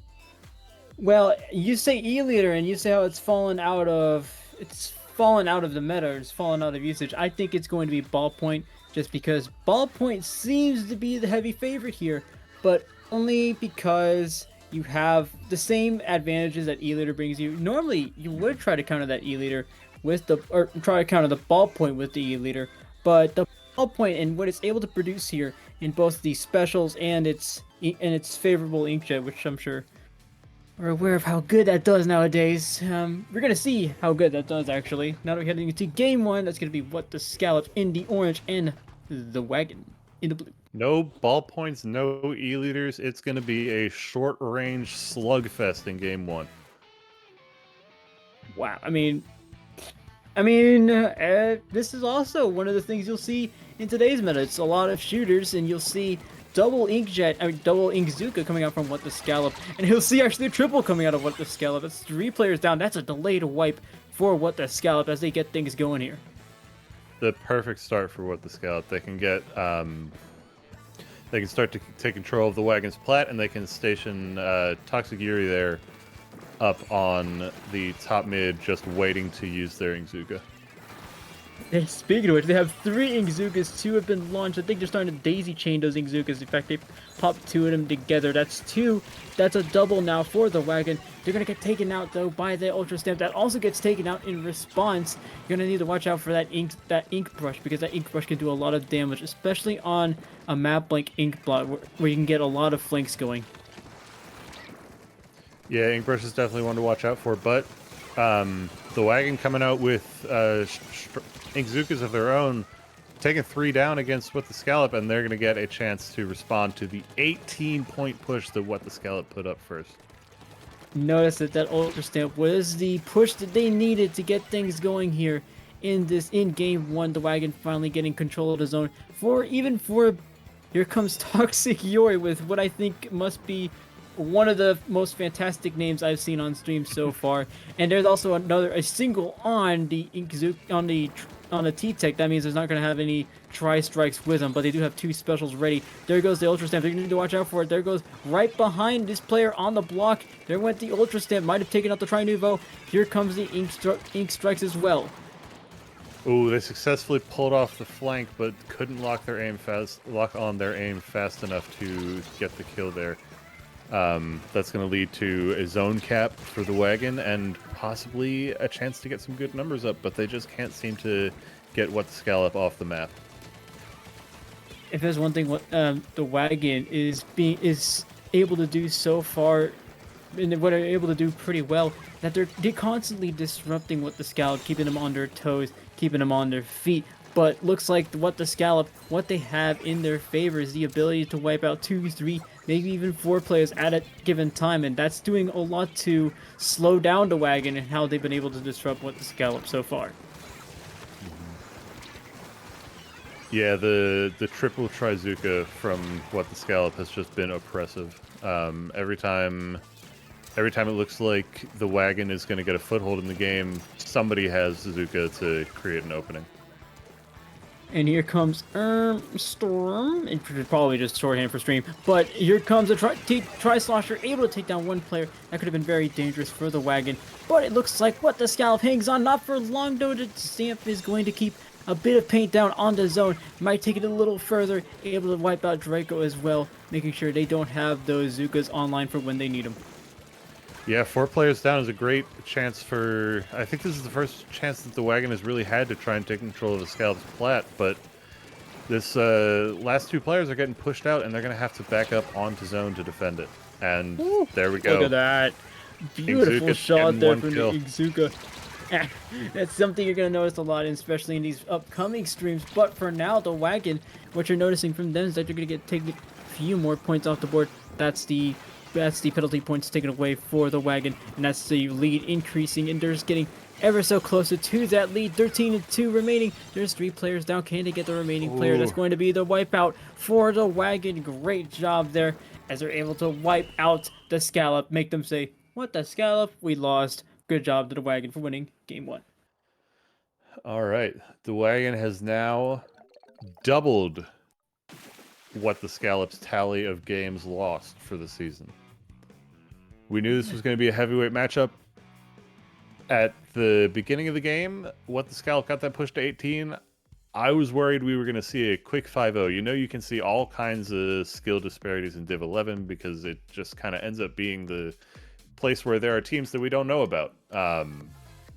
And I was wondering, maybe What the Scallop is really underseeded here, and they're just going to march to a 5-0 and secure that top seed in playoffs. But boy howdy, what a comeback from the wagon.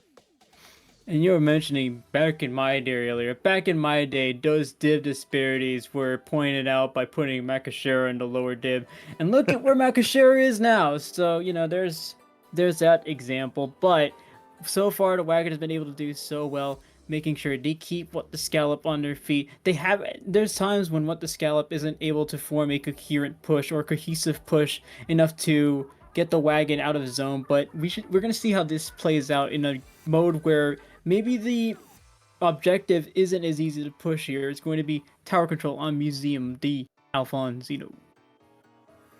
Yeah, I really, I think this might slightly favor the comp that What the Scallop brought on Inkblot. Of course, they can bring out anything. Each team can bring out anything they want game 2. But this map has a lot of open space on it, a lot of long sight lines.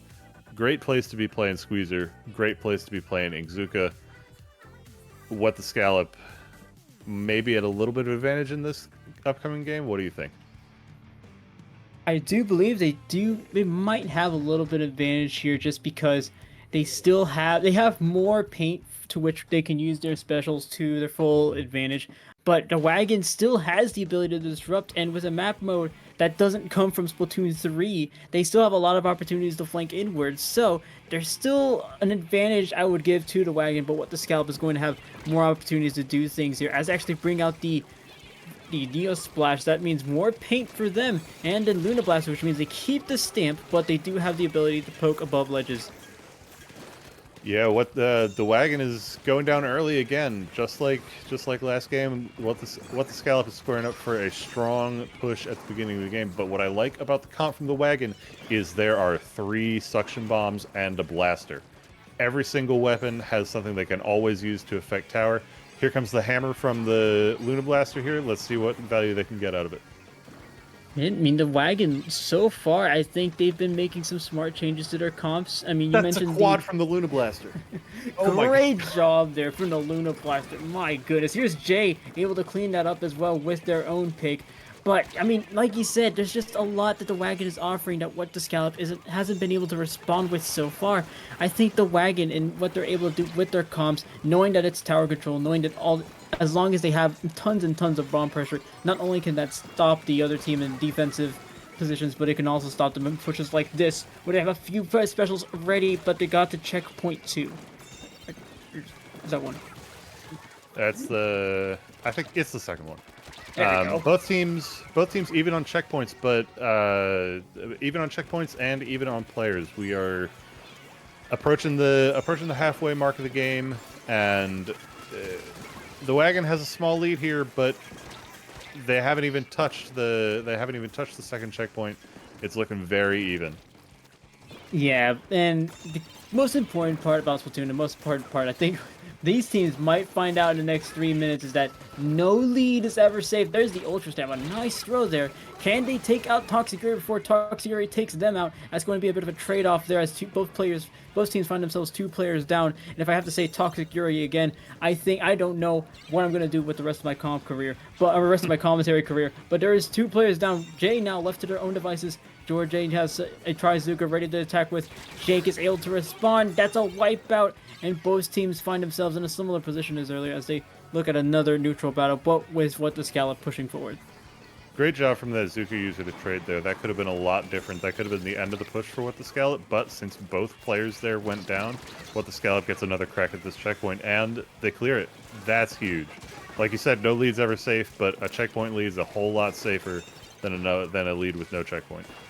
And that also means that later on, if they do make other pushes, that's one less obstacle for them to face. Notice how the Luna Blaster there is using those bombs to try to distance their opponents, but also give them a little bit more damage. That's going to be a great pick there, and why the Neo Luna Blaster is such a great kit. I'm still recalling Splatoon 2 days. I'm calling everything a Kenza Blaster. It's lit. We're going to notice Tendon Missiles coming by soon too, so prepare for that, I guess. Ooh, a clever shark there from What the Scallop means Wagon's gonna have a hard time getting this push going. Eventually they do pick the splash that was hiding in the corner, but not before the tower starts to make its way back to top mid. 2 down though, against What the Scallop, and a successful Tri-Strike and Hammer, and a successful pick on the bucket. Wagon gets their chance to crack the second checkpoint. Look at how well they are able to position themselves here. 3 in front of the tower. That's exactly what you want to see when you're trying to make a huge game-winning push here, which this might be it. Note Jay, they're quickly responding to the threat from the Slosher. 27 points remaining. If they can clear checkpoint 3, this could be huge, but it's going to be up to Draco with the crab. Look at the movement. They're doing very well, but GW able to get the best of it with the stamp. GW has been getting a lot of value out of those stamps. And a lot of value out of the main weapon there. Like Luna, not an awesome main weapon. Stamp, not a great special, but in the right hands, anything is a world beater. And GW has been getting very good use out of that hammer. And it seems to be a What the Scallop beater so far because he got up to 27 points remaining. What the Scallop, though, still has the numbers advantage, not for long as they go 2 players down. Might be 3 since Armstream is in a bit of trouble there. Now, that's going to be the end zap that goes down. George and Sturm, they're working to get that pick. Then they got 3 players down now for What the Scallop. The Wagon looking to be in a comfortable position as long as they can push that Slosher out. They can take the tower. The GG strikes come out. Will that be enough for them to protect the tower? May not be enough. WGC and the Wagon able to clear him out very quickly. Yeah, great hold there at the end from the Wagon. It was a really back and forth game, but it came down to the last push, and What the Scallop just wasn't able to make it happen. Too many people went down. Not enough specials came up. 2 games in a row for the Wagon. Great job here. Great dominance, especially by the Wagon. Although What the Scallop still has those flashes of brilliance every once in a while. The only thing is that the Wagon is constantly able to stuff them. Like you said, the Luna Kit, once it's in the right hands, you can do so much with it. You can see they're actually able to stuff down 2 players. That's 2 players down for the Wagon. What the Scallop has been doing very well, working those 2v1s. You see Sturm and E-Shot there going to work on 1 player. Not enough though. They do lose those fights. So What the Scallop still has a lot of potential here to maybe take a few games off the Wagon, but the Wagon still looking dominant thus far. Yeah, the Wagon looking dominant early and getting a lot of momentum out of the comeback in Game 1 and the solid, well-played victory in Game 2. What the Scallop needs to start putting up some wins of their own, or they could be facing a 5-0. And if there's any place to do it, it's going to be Game 3, which is going to be Rainmaker on Manta Maria, where you might be able to expect What the Scallop to make the same picks as earlier. Just as long as all they need to do is make sure they're looking out for the Wagon. The Wagon seems to be doing very well in terms of mechanical play, so as long as they can get those specials to distance themselves from the competition, I think they'll be fine here, giving themselves a bit of breathing room. The Wagon, I think, honestly, if it ain't broke, don't fix it. And it looks like nothing's broke here, because you're currently up 2-0 and you're looking at what could be a clean sweep. I was about to say the exact same thing. I want to see the Wagon bring out the exact same comp, and we are about to find out. Oh, there's 2 Zukas coming out from What the Scallop, and that's actually a Rain. That's a very good pick there, just because you have more paint to work with once you pop that Rain, and it looks like the Wagon going with a similar comp, although they do now have the 52 gal. I like that they kept the Hammer. I think Hammer is sneaky good on Rainmaker. Like, of course, it's not the best special out there by any standard, but it can really clear a path in front of it as long as the opposing team doesn't have the kinds of weapons that can just kill Hammer from the front. That said, What the Scallop has brought Nautilus, and they've already broken the first checkpoint. Hammer's not going to matter if What the Scallop can get a quick push going here. And this might be the push they need to get themselves a game and cut themselves a game forward in the right direction. There's 2 players down now for What the Scallop, but they've made quite the statement here, getting themselves to 24 points remaining, letting them know that the Wagon might not be here to stay for long. But the Wagon quickly looking for a response. You notice that What the Scallop has a few players roaming around the outskirts there. They do get the Rainmaker down, and they do get Georgia down as well. That's 2 players down now for What the Scallop. The Wagon still looking at a numbers advantage as they try to make this push. Looking at a numbers advantage and working on getting a paint advantage in mid. Great pick from the Gal player there. Unfortunately trading out to the Tri-Slosher. But the wagon's in a pretty good position here. The Rainmaker just reset. I think they're in a better position to pop. But if they keep going down to this Tri-Slosher, then they're not going to be able to take anything out of this good position. Talk of another good kit and a good weapon. There's S14 with the Tri-Slosher Nouveau, doing a great job working those fizzy bombs and working this the weapon itself as well. It's very easy to take 1v1s with that Tri-Slosher, and Strom is doing a very good job of that. Yeah, Tri-Slosher doesn't have the greatest paint on its own, but the killing power means if you're taking out people who do paint, then the map's going to look pretty green, like it does now. But again, GW getting a lot of value out of the hammer. We'll see if that is enough to get the wagon this first checkpoint. A little hiccup there on the Rainmaker pickup, but they do get up to the first checkpoint. That's the first pedestal cleared for them, and that's also the Tri-Slosher cleared for the wagon, making their path to the lead very much easier, unless they come up against the Trizuka just like that. That's 2 players down now for the wagon. What the Scallop, proving to be resilient thus far to keep their lead. They keep what could have been a dangerous push from the wagon from getting any closer to that final pedestal. Yeah, good positioning is the only way to beat Iguzuka, but unfortunately, when you are holding the Rainmaker, you kind of have to take a subpar position because you have to run forward. Good push from the wagon. Excellent to clear the checkpoint. Now, when they get another push going, they don't have any stops or hiccups to worry about. They just have to get forward and beat 24 points. Not that that's easy. And they also have a numbers disadvantage to get over very quickly. That's 2 players down for the wagon. What the Scallop, again, proving themselves very capable of keeping and attaining numbers advantages as they've been able to do, but they do find themselves 1 player down. Now another player down. That's 2 players from each, 1 player from each side. Might be able to take out George A. Draco there, looking for a pick with that Squeezer. Squeezer doing a good job there, taking a 1v1 there, but the wagon still has the Rainmaker for now. They're going to have to watch out for the stamp as well. That's going to be for the wagon, who actually takes out 1 player. That's going to be Stream as well. That's actually 3 players down now for the wagon. You know what? The Scallop doing very well on defense. Incredible play from the Squeezer there. The wagon was starting to do exactly what I wanted to see with the hammer, just sending it in front of 1 player, charging straight at the Tri-Slosher, which can't kill hammer from the front, but the Squeezer starting behind meant that the hammer died anyway, and so did the Rainmaker. Push didn't get far enough, and now what the Scallop is looking at a strong map control in mid, and a situation where they don't really have to push the Rainmaker. They can sit and they get to choose what happens next in the game. They can make a push and push the Rainmaker closer to the enemy. They can sit and leave it in mid and not pop it. Wagon was the last one to have the Rainmaker, meaning that they will have to they'll have to pop it to get overtime if that ends up being the case. And the hammer almost doing a good job of it. Yeah, notice how that hammer actually almost takes out Jay as well. Here comes Strum with the Tri-Slosher, looking to get a few picks. Look how aggressive they are with the Tri-Slosher, making sure there are no drops from the wagon, and they clean up everything that the wagon has to offer for what the Scallop. But notice how what the Scallop is just now trying to play for around the Rainmaker, waiting for the wagon to make any mistakes. There's the pickup, and there's going to be game 3 for what the Scallop, avoiding what could have been a dangerous reverse full sweep actually. Great win from what the Scallop.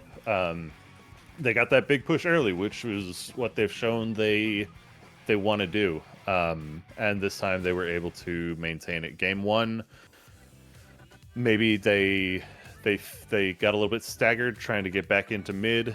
Game 2 was just really back and forth from both teams, and a great comp coming out from the wagon that what the Scallop wasn't able to handle. But this time, Game 3, they showed their game plan and they executed it very well. Sturm was on the Tri-Slosher, had some great picks there at the end just to keep the enemy away from the Rainmaker. All in all, a clean win for what the Scallop. They can feel good about that and go into Game 4 with some confidence. Yes, great job there. And I think it's good that you mentioned the aggressiveness from the Tri-Slosher by Sturnum, which as you're going to see, is going to be a key play there when you have a weapon as that can be as aggressive as a Tri-Slosher can be, just as long as you use that kit to your advantage. Again, all about putting those kits in the right hands, which is what the Scallop seems to be doing well here, and what they might even do again now that we're heading into Game 4 on Humpback Pump Track. All right. So game 4, Humpback Clams. I don't like this map. It's bumpy and weird, and there's all kinds of weird geometry where a Tri-Slosher or a Carbon Roller can pop out from and just kill you with no notice. Same thing with an Ingzuka. Of course, with all the bumps, it's a little bit harder to hit your shots, but lots of ways to die very quickly on this map. Right, and notice you say things, talk about things popping out. Well, Wagon is probably going to have to be watching out for either the Tri-Slosher or the other Slosher from What the Scallop, because I know they pulled that out in the last match.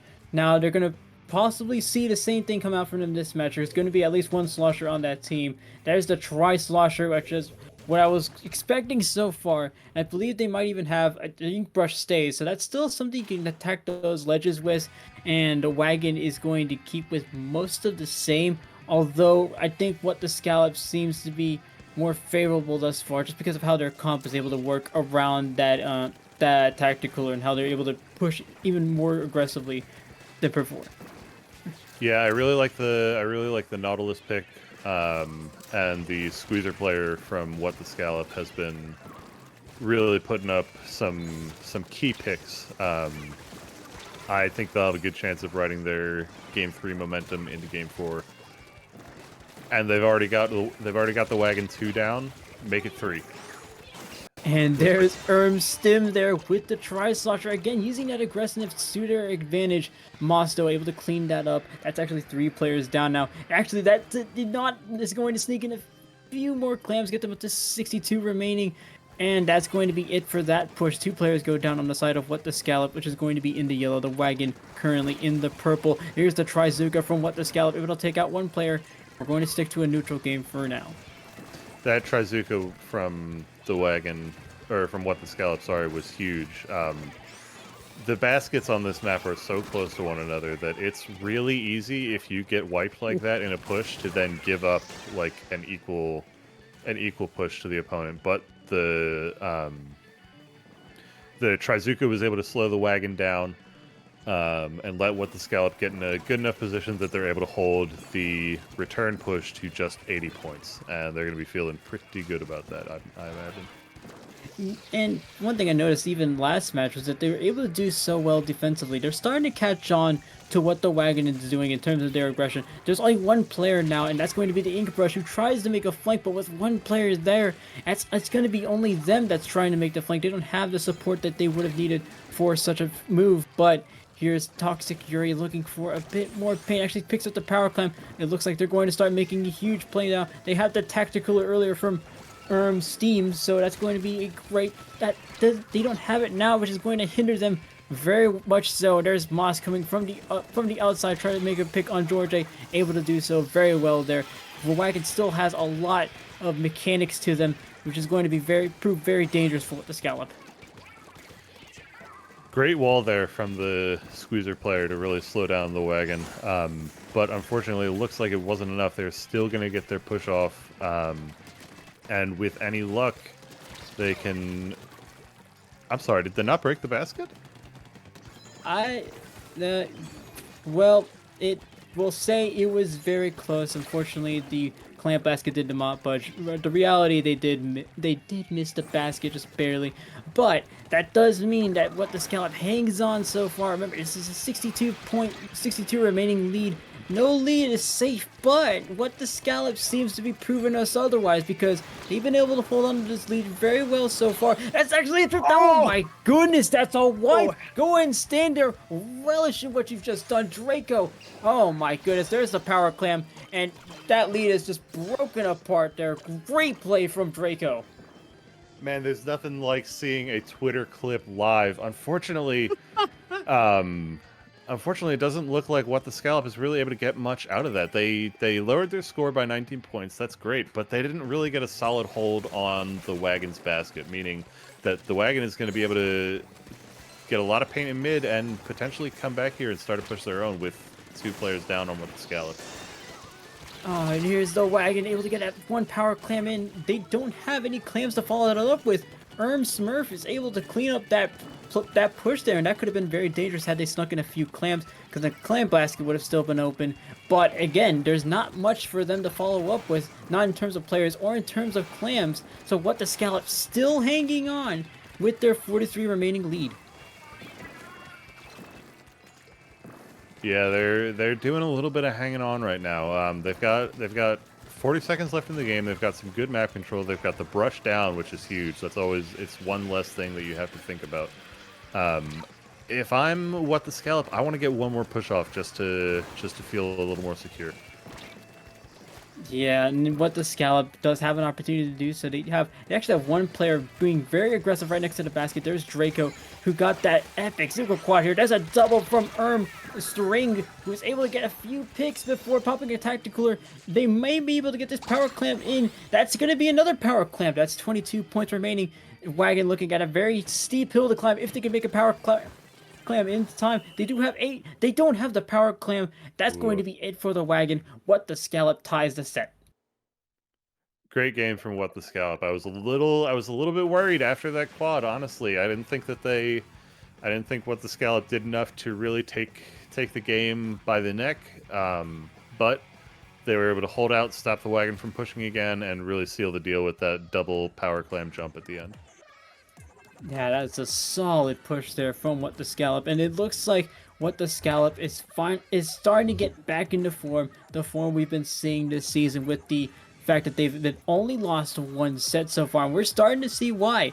They've been doing very well in terms of offensive prowess. You see Draco and snipe. They're trying to get a few more picks, and here's the quad again from Draco. There's 3 with 1 shot. 2 with 1 more with the other. Stands there. That's a Twitter clip.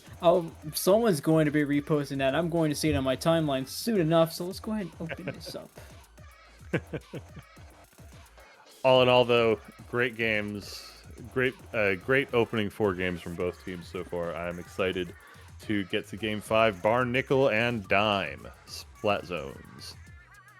Oh, here comes the return of a Ludi Tonight fan favorite. It's going to be the one and only Barnickel, or Barnickel, or just choose your favorite pronunciation of Barnickel. I know I've been choosing a few pronunciations of the name Stewie, so great job there. We're doing a great job in terms of commentary. Mm-hmm. All right, we got another wide open good map for Trizuka.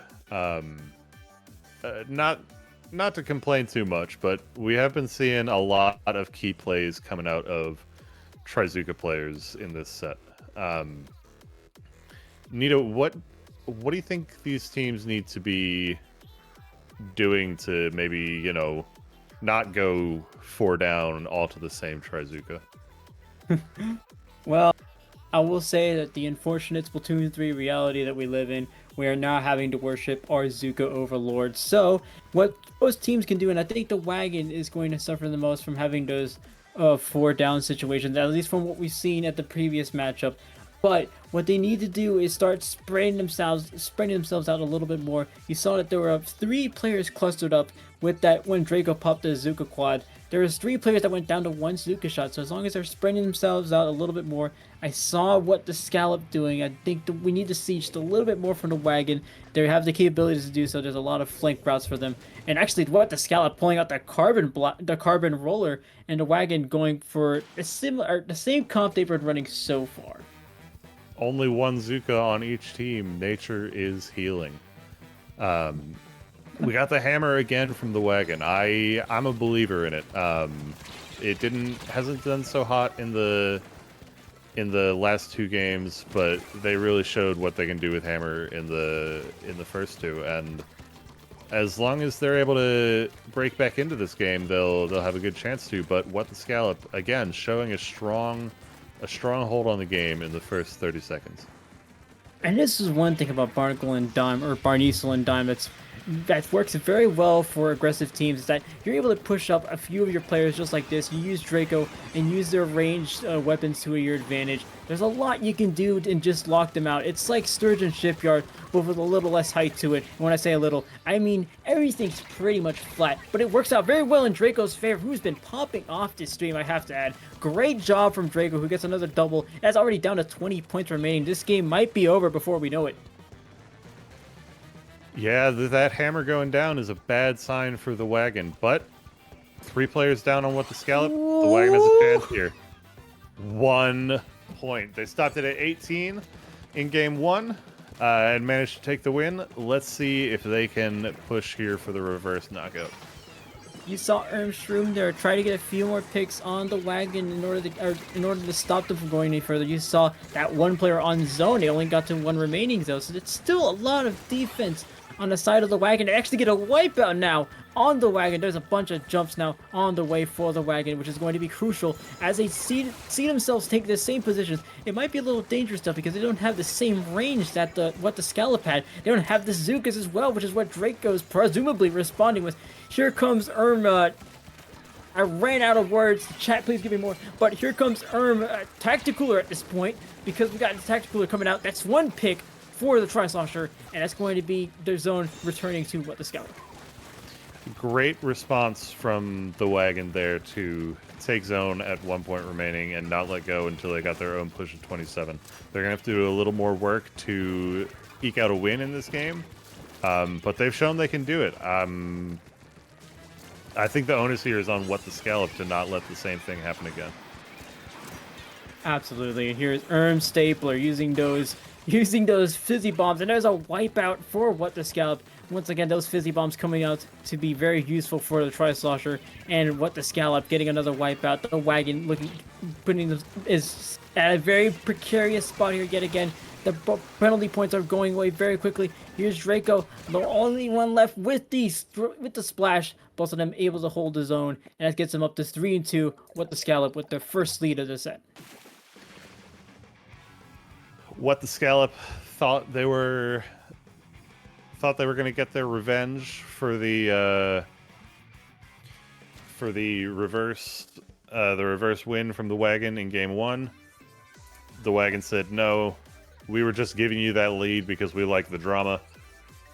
What the Scallop shut it down. Great win for them to keep up their 3-game momentum. And a couple games ago, we were talking about how What the Scallop really, really needed a win to make any momentum of their own. Now they're on the front foot. They have the lead. It's everything to prove for the Wagon now. And for a while, I was about to say that What the Scallop may have been relying on huge plays from their players, but it looks like people like Draco, people like Space have been able to do very well with the weapons that they have. You see Draco there doing a very great job on mechanics, taking a few fights of their own. So it's not like they're relying on huge plays from either from either of their players. Either of their players are able to do exactly what it takes to make sure the Wagon stays down with those numbers disadvantages, because they know how disruptive those number disadvantages can be and how staggered it makes the Wagon. So in a lockout map like the one that's coming up, Sturgeon Shipyard with tower control, I think What the Scallop could keep their momentum going if they keep those numbers disadvantages and if they keep those lockout positions like they've been able to do so far. Yeah, I think the Squeezer is a really, really great advantage for What the Scallop. We haven't really seen the Wagon bring out anything with more range than like a 52 gal. But the Squeezer from What the Scallop, like, the Wagon's doing a fine job of getting people forward and around the other players for What the Scallop. But just having one player there at the back to clean up anybody who leaks through means that the Wagon isn't really getting any flanks off. Both teams are having to fight each other head to head, really butt foreheads here. And so far, What the Scallop is showing that they are really good at that. And like I said earlier, it's on the wagon to prove that they also deserve that top spot in the group.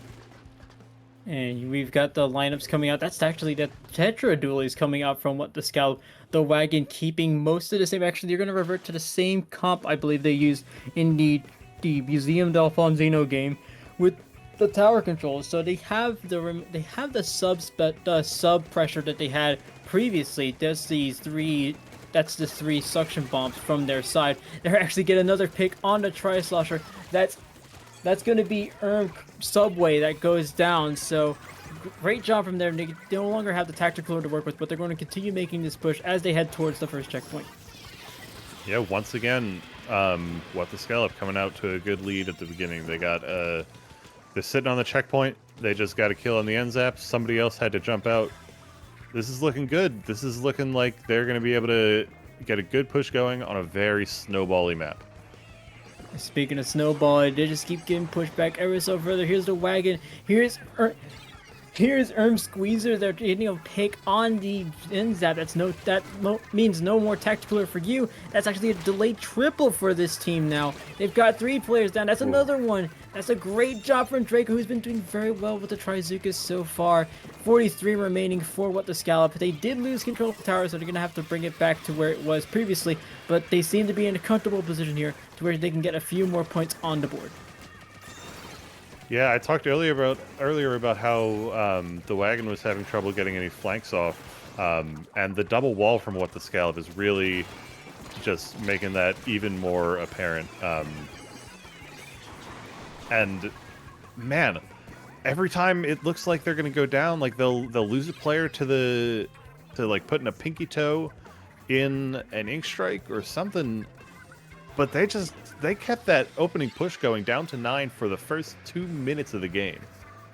That's dominance from What the Scallop. The wagon needs to dig deep for a response here. Yeah, and when you say a response, they're going to be looking at lots of blue paint in front of them, as here comes Stockholder getting actually quite a few picks on the wagon. You have to know that sloshes are a very great option for any Sturgeon Shipyard match, just because you have a lot of ledges to work with. So even with chip damage, the chip damage you'll see from sloshers or sloshing machines, and with the powerful weapons like the Tri-Slosher, they're able to take 1v1 so easily. You have a lot of opportunities here to put the weapon through the ringer there, as Stimulant is able to do so well so far. As they get up to 6 points remaining, they need to pop the Reach Slider, get a few picks if they can, and try to get themselves out of that sticky situation, but they do not. I thought that Reef Slider was going to be enough. I thought the players of What the Scallop were pretty weak, but it ended up, or the players of the wagon were pretty weak, but it ended up not being enough. And the wagon is getting that trade with the blaster. They're going to have their first opportunity to get a real push off, unless Ermstorm has something to say about it. Yeah, I mean, this looks like the wagon, what they've been able to do so far is just hold on to not being KO'd. It doesn't look like they've been able to do anything offensively, and there's not much you can do when you're going up against a Trizuka like Draco, who's able to get picks from way afar like that.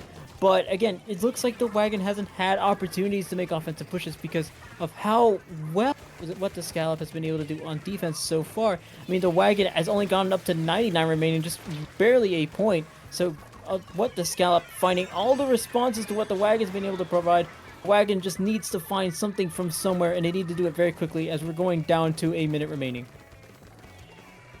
Yeah, the squeezer play from Draco has been incredible. Outside of the Zuka quad that we saw earlier, they've just been doing a really good job of keeping their area of control locked down. They don't let anybody get close to them or anything, and they don't let anybody shoot at their teammates. And they get kills with Zuka. I mean, what more can you ask out of your squeezer player? And I mean, again, with the Trizuka, hail to our Zuka overlords, but they're able to get a few more picks with the Zuka. Again, just causing those small little disruptions. Here's Stereo getting a few more picks with the Tri-Slosher. They may have been able to get one more there that can at least turn into an assist for the team. But here comes the splash from the wagon, getting a few picks of their own. They're making a few big plays for themselves. And if they can do that just a little bit more, they can find what it takes to disrupt What the Scallop, but What the Scallop holding on strong, getting it down to 15 seconds remaining. They got a triple on the wagon. Yeah, that was a really good play from the splash player from the wagon there, but unfortunately the combo of the wall and the whale from Georgia just meant that there was nobody there to capitalize on the opening. Finally, we get something going from the scallop or from the wagon here, but What the Scallop is ready for it, and it's not going to be enough. Oof, and you can tell how much of a desperation play it is. Just seeing how many times they tap on that player, ready to super jump to him, but it's still another dominant performance here from What the Scallop, and it means something when the wagon, and the only time they've been able to get past 99 remaining is when What the Scallop is distracted trying to get themselves the 1v1s and trying to win the fights that they need to keep up their advantage. The wagon, they're finding no responses until they make up for overtime, but we're gonna see how much that plays into the next match, where What the Scallop is currently on match point. They are doing very well so far, turning the momentum since game 2. Yeah, I've been really singing the praises of Draco from What the Scallop, but one thing I do want to point out is I feel like the wagon, a lot of the players are taking 1v1s, and it's not working out for them, but that's not to say that it's a skill issue or anything. These teams are both really good at the game. But every time we watch from Draco's perspective, there is... Sure, they're shooting at a player from the wagon, but they also have their camera on one of their teammates. I feel like I never see Draco... I mean, unless their teammates go down, but I rarely see Draco start a fight on their own. They're always shooting at somebody who's already distracted, which is just great pairing up from What the Scallop, great coordination. And if the wagon doesn't start showing some of that, we could be looking at 5-2, and the set will end here at Scorch Gorge Rainmaker. And with Scorch Gorge Rainmaker coming up, What the Scallop, again, currently looking at what is probably going to be a sweep from what was a 2-0 lead from What the Wagon. The Wagon, I still have to give them credit, because we saw that the Splash was able to pull off at least one play on their own. I don't want to say rely on plays too much, because that's when, or rely on big plays too much, because that's when you start to take advantage. They start to notice that one player is making big plays, shut them down. That's going to shut down the rest of your offense. But if you can work with what the Splash is able to do offensively, that means that there is a lot you can do with that means there's a lot you can do later onwards, and that might be the thing that gives them the pushes they need to succeed here. Yeah, for sure. And I don't want to count out the wagon either. In the last set on this stream, it looked like it was going to be a clean 5-1, 4 games won in a row for one team, and then the other team came back, won their own 4 games in a row, and took the set. We'll see if Wagon has a response in them. And speaking of the Wagon, they actually have a bit of an overhaul on their comp. That's going to be the Jet Sculpture that comes out. Notice that they got the ink back. That's going to be presumably to make sure they can stop just the amount of painting power that What the Scallop has with the triple shooter, and that's also the Tenebrellas on the Tenedualies on their side. That's also a Wipeout on their side. Oh my goodness, What the Scallop has been so dominant so far. They don't seem to look like they're stopping as they get to 68 remaining. Just almost nice, but they do get the first pedestal down. Yeah, the Wagon came out with this new comp, and they said, "All right, we got something new for you. We're gonna win this game." Opening push from What the Scallop, straight away taking out the first checkpoint. They're saying, "Prove it." The Wagon is not gonna. They can still bring this game back. They can still bring this set back, but it is not gonna be easy. Yeah, and as we've noticed from this set so far, and even with the Wagon up 2-0, What the Scallop, all it took from them is taking one game off, and that set them off on what has been this streak that has culminated to this. Here comes the stamp from the Wagon. They get one player down, that's 2 players down.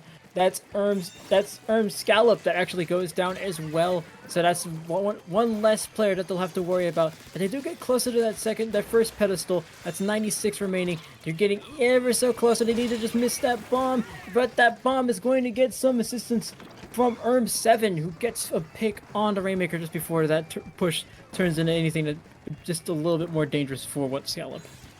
Yeah, the wagon is creeping closer and closer to that checkpoint. Unfortunately, they're gonna lose the Rainmaker here, but they've been keeping what the Scallop down. I have not looked at the player bar up top during this game and seen anything but an advantage for the wagon. They're doing a good job this game of keeping their enemies dead. That's actually very well put.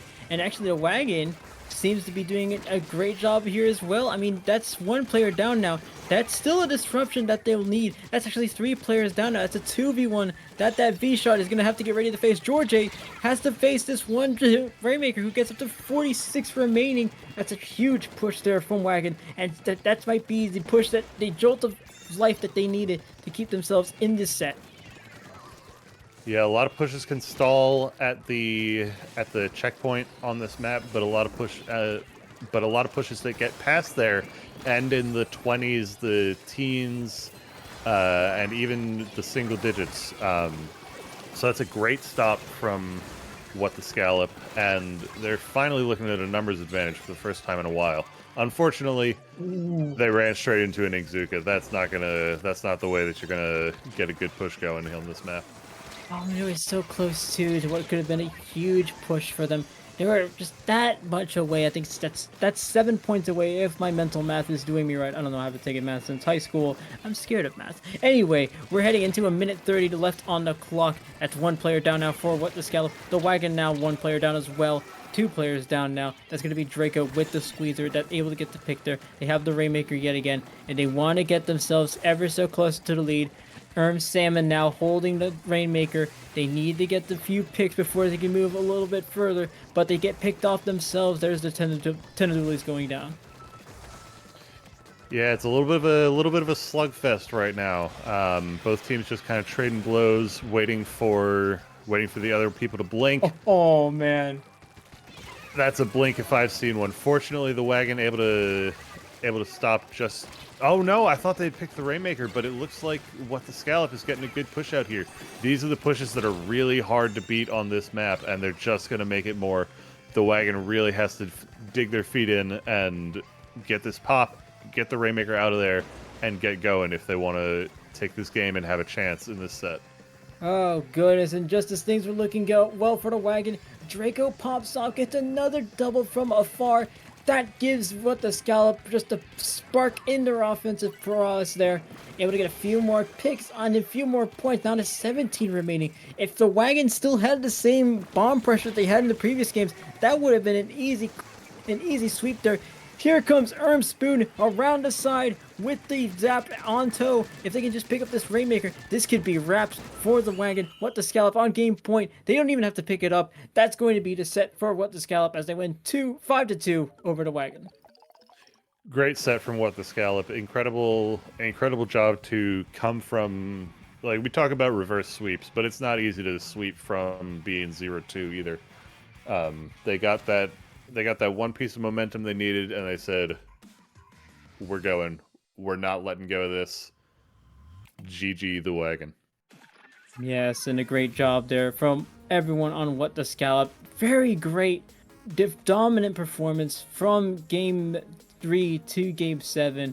As long as they kept Sweep going, and as long as they kept Draco going, the rest of the teammates were able to clean stuff up, and I seen this Div 11 team a lot of higher level gameplay, so that's a very good job from What the Scallop. The wagon also has the capability to do the same thing What the Scallop's been doing. We saw that their splash was able to make a few plays of their own. As long as they can start working on that and start working with those plays, there's still opportunities here for the wagon to get a few more points as both teams heading to the playoffs, although What the Scallop is going to go walk away from this set undefeated in the regular season. Yeah, good job from the wagon to put up 2 games against What the Scallop, who had only lost one until now. Just unfortunately today the wheels fell off. But like we said earlier, both teams have already secured a place in the playoffs. I would not be surprised to see a rematch in the finals. Both teams played incredibly well today. The Wagon just coming out on the unfortunate side, losing some key fights, losing the momentum, and losing the set. Yes, and both teams, again, looking to make their names in the playoffs. Although I think what the Scallop has made quite the statement for themselves. This flashlight is making quite the statement on my face so far. So I'm going to start wrapping things up from here. That's going to be it from us here at Ludi Tonight for tonight. Be sure to join us next time where we're going to have a few more sets to bring y'all from the rest of the Ludi regular season. For now, you can find me at Nito Unused on Twitter, on Blue Sky actually, and on Twitch. So be sure to follow me there. You might be able to find me at the Eye Doctor if I shine my flashlight at my face for any longer. Mothman, where can the good people find you? You can find me at Mothman_SP on Twitter. You can find me in Twitch chat, Mothman_SP. I'm trying to watch as many of these sets as I can. It's always nice to see a great streamed match, just like we had tonight. Absolutely. But for us, that's going to be it for tonight. We wish you all a good night, and we're going to send it back to Dino, our host for today. You concern me how you shine that light into your eyes every single time. Well, I got my eyes closed put the this phone time. down. Put the phone down. Okay. Don't shine in your eyes. We don't want to make you blind. Okay, I'll try this. No, wait. Not that light. No. I figured you were working. gonna go do that. No. Anyways, that's gonna do it for us tonight. Thank you, Nito. Thank you, Mothman. And, well, that's gonna do it for me tonight as well.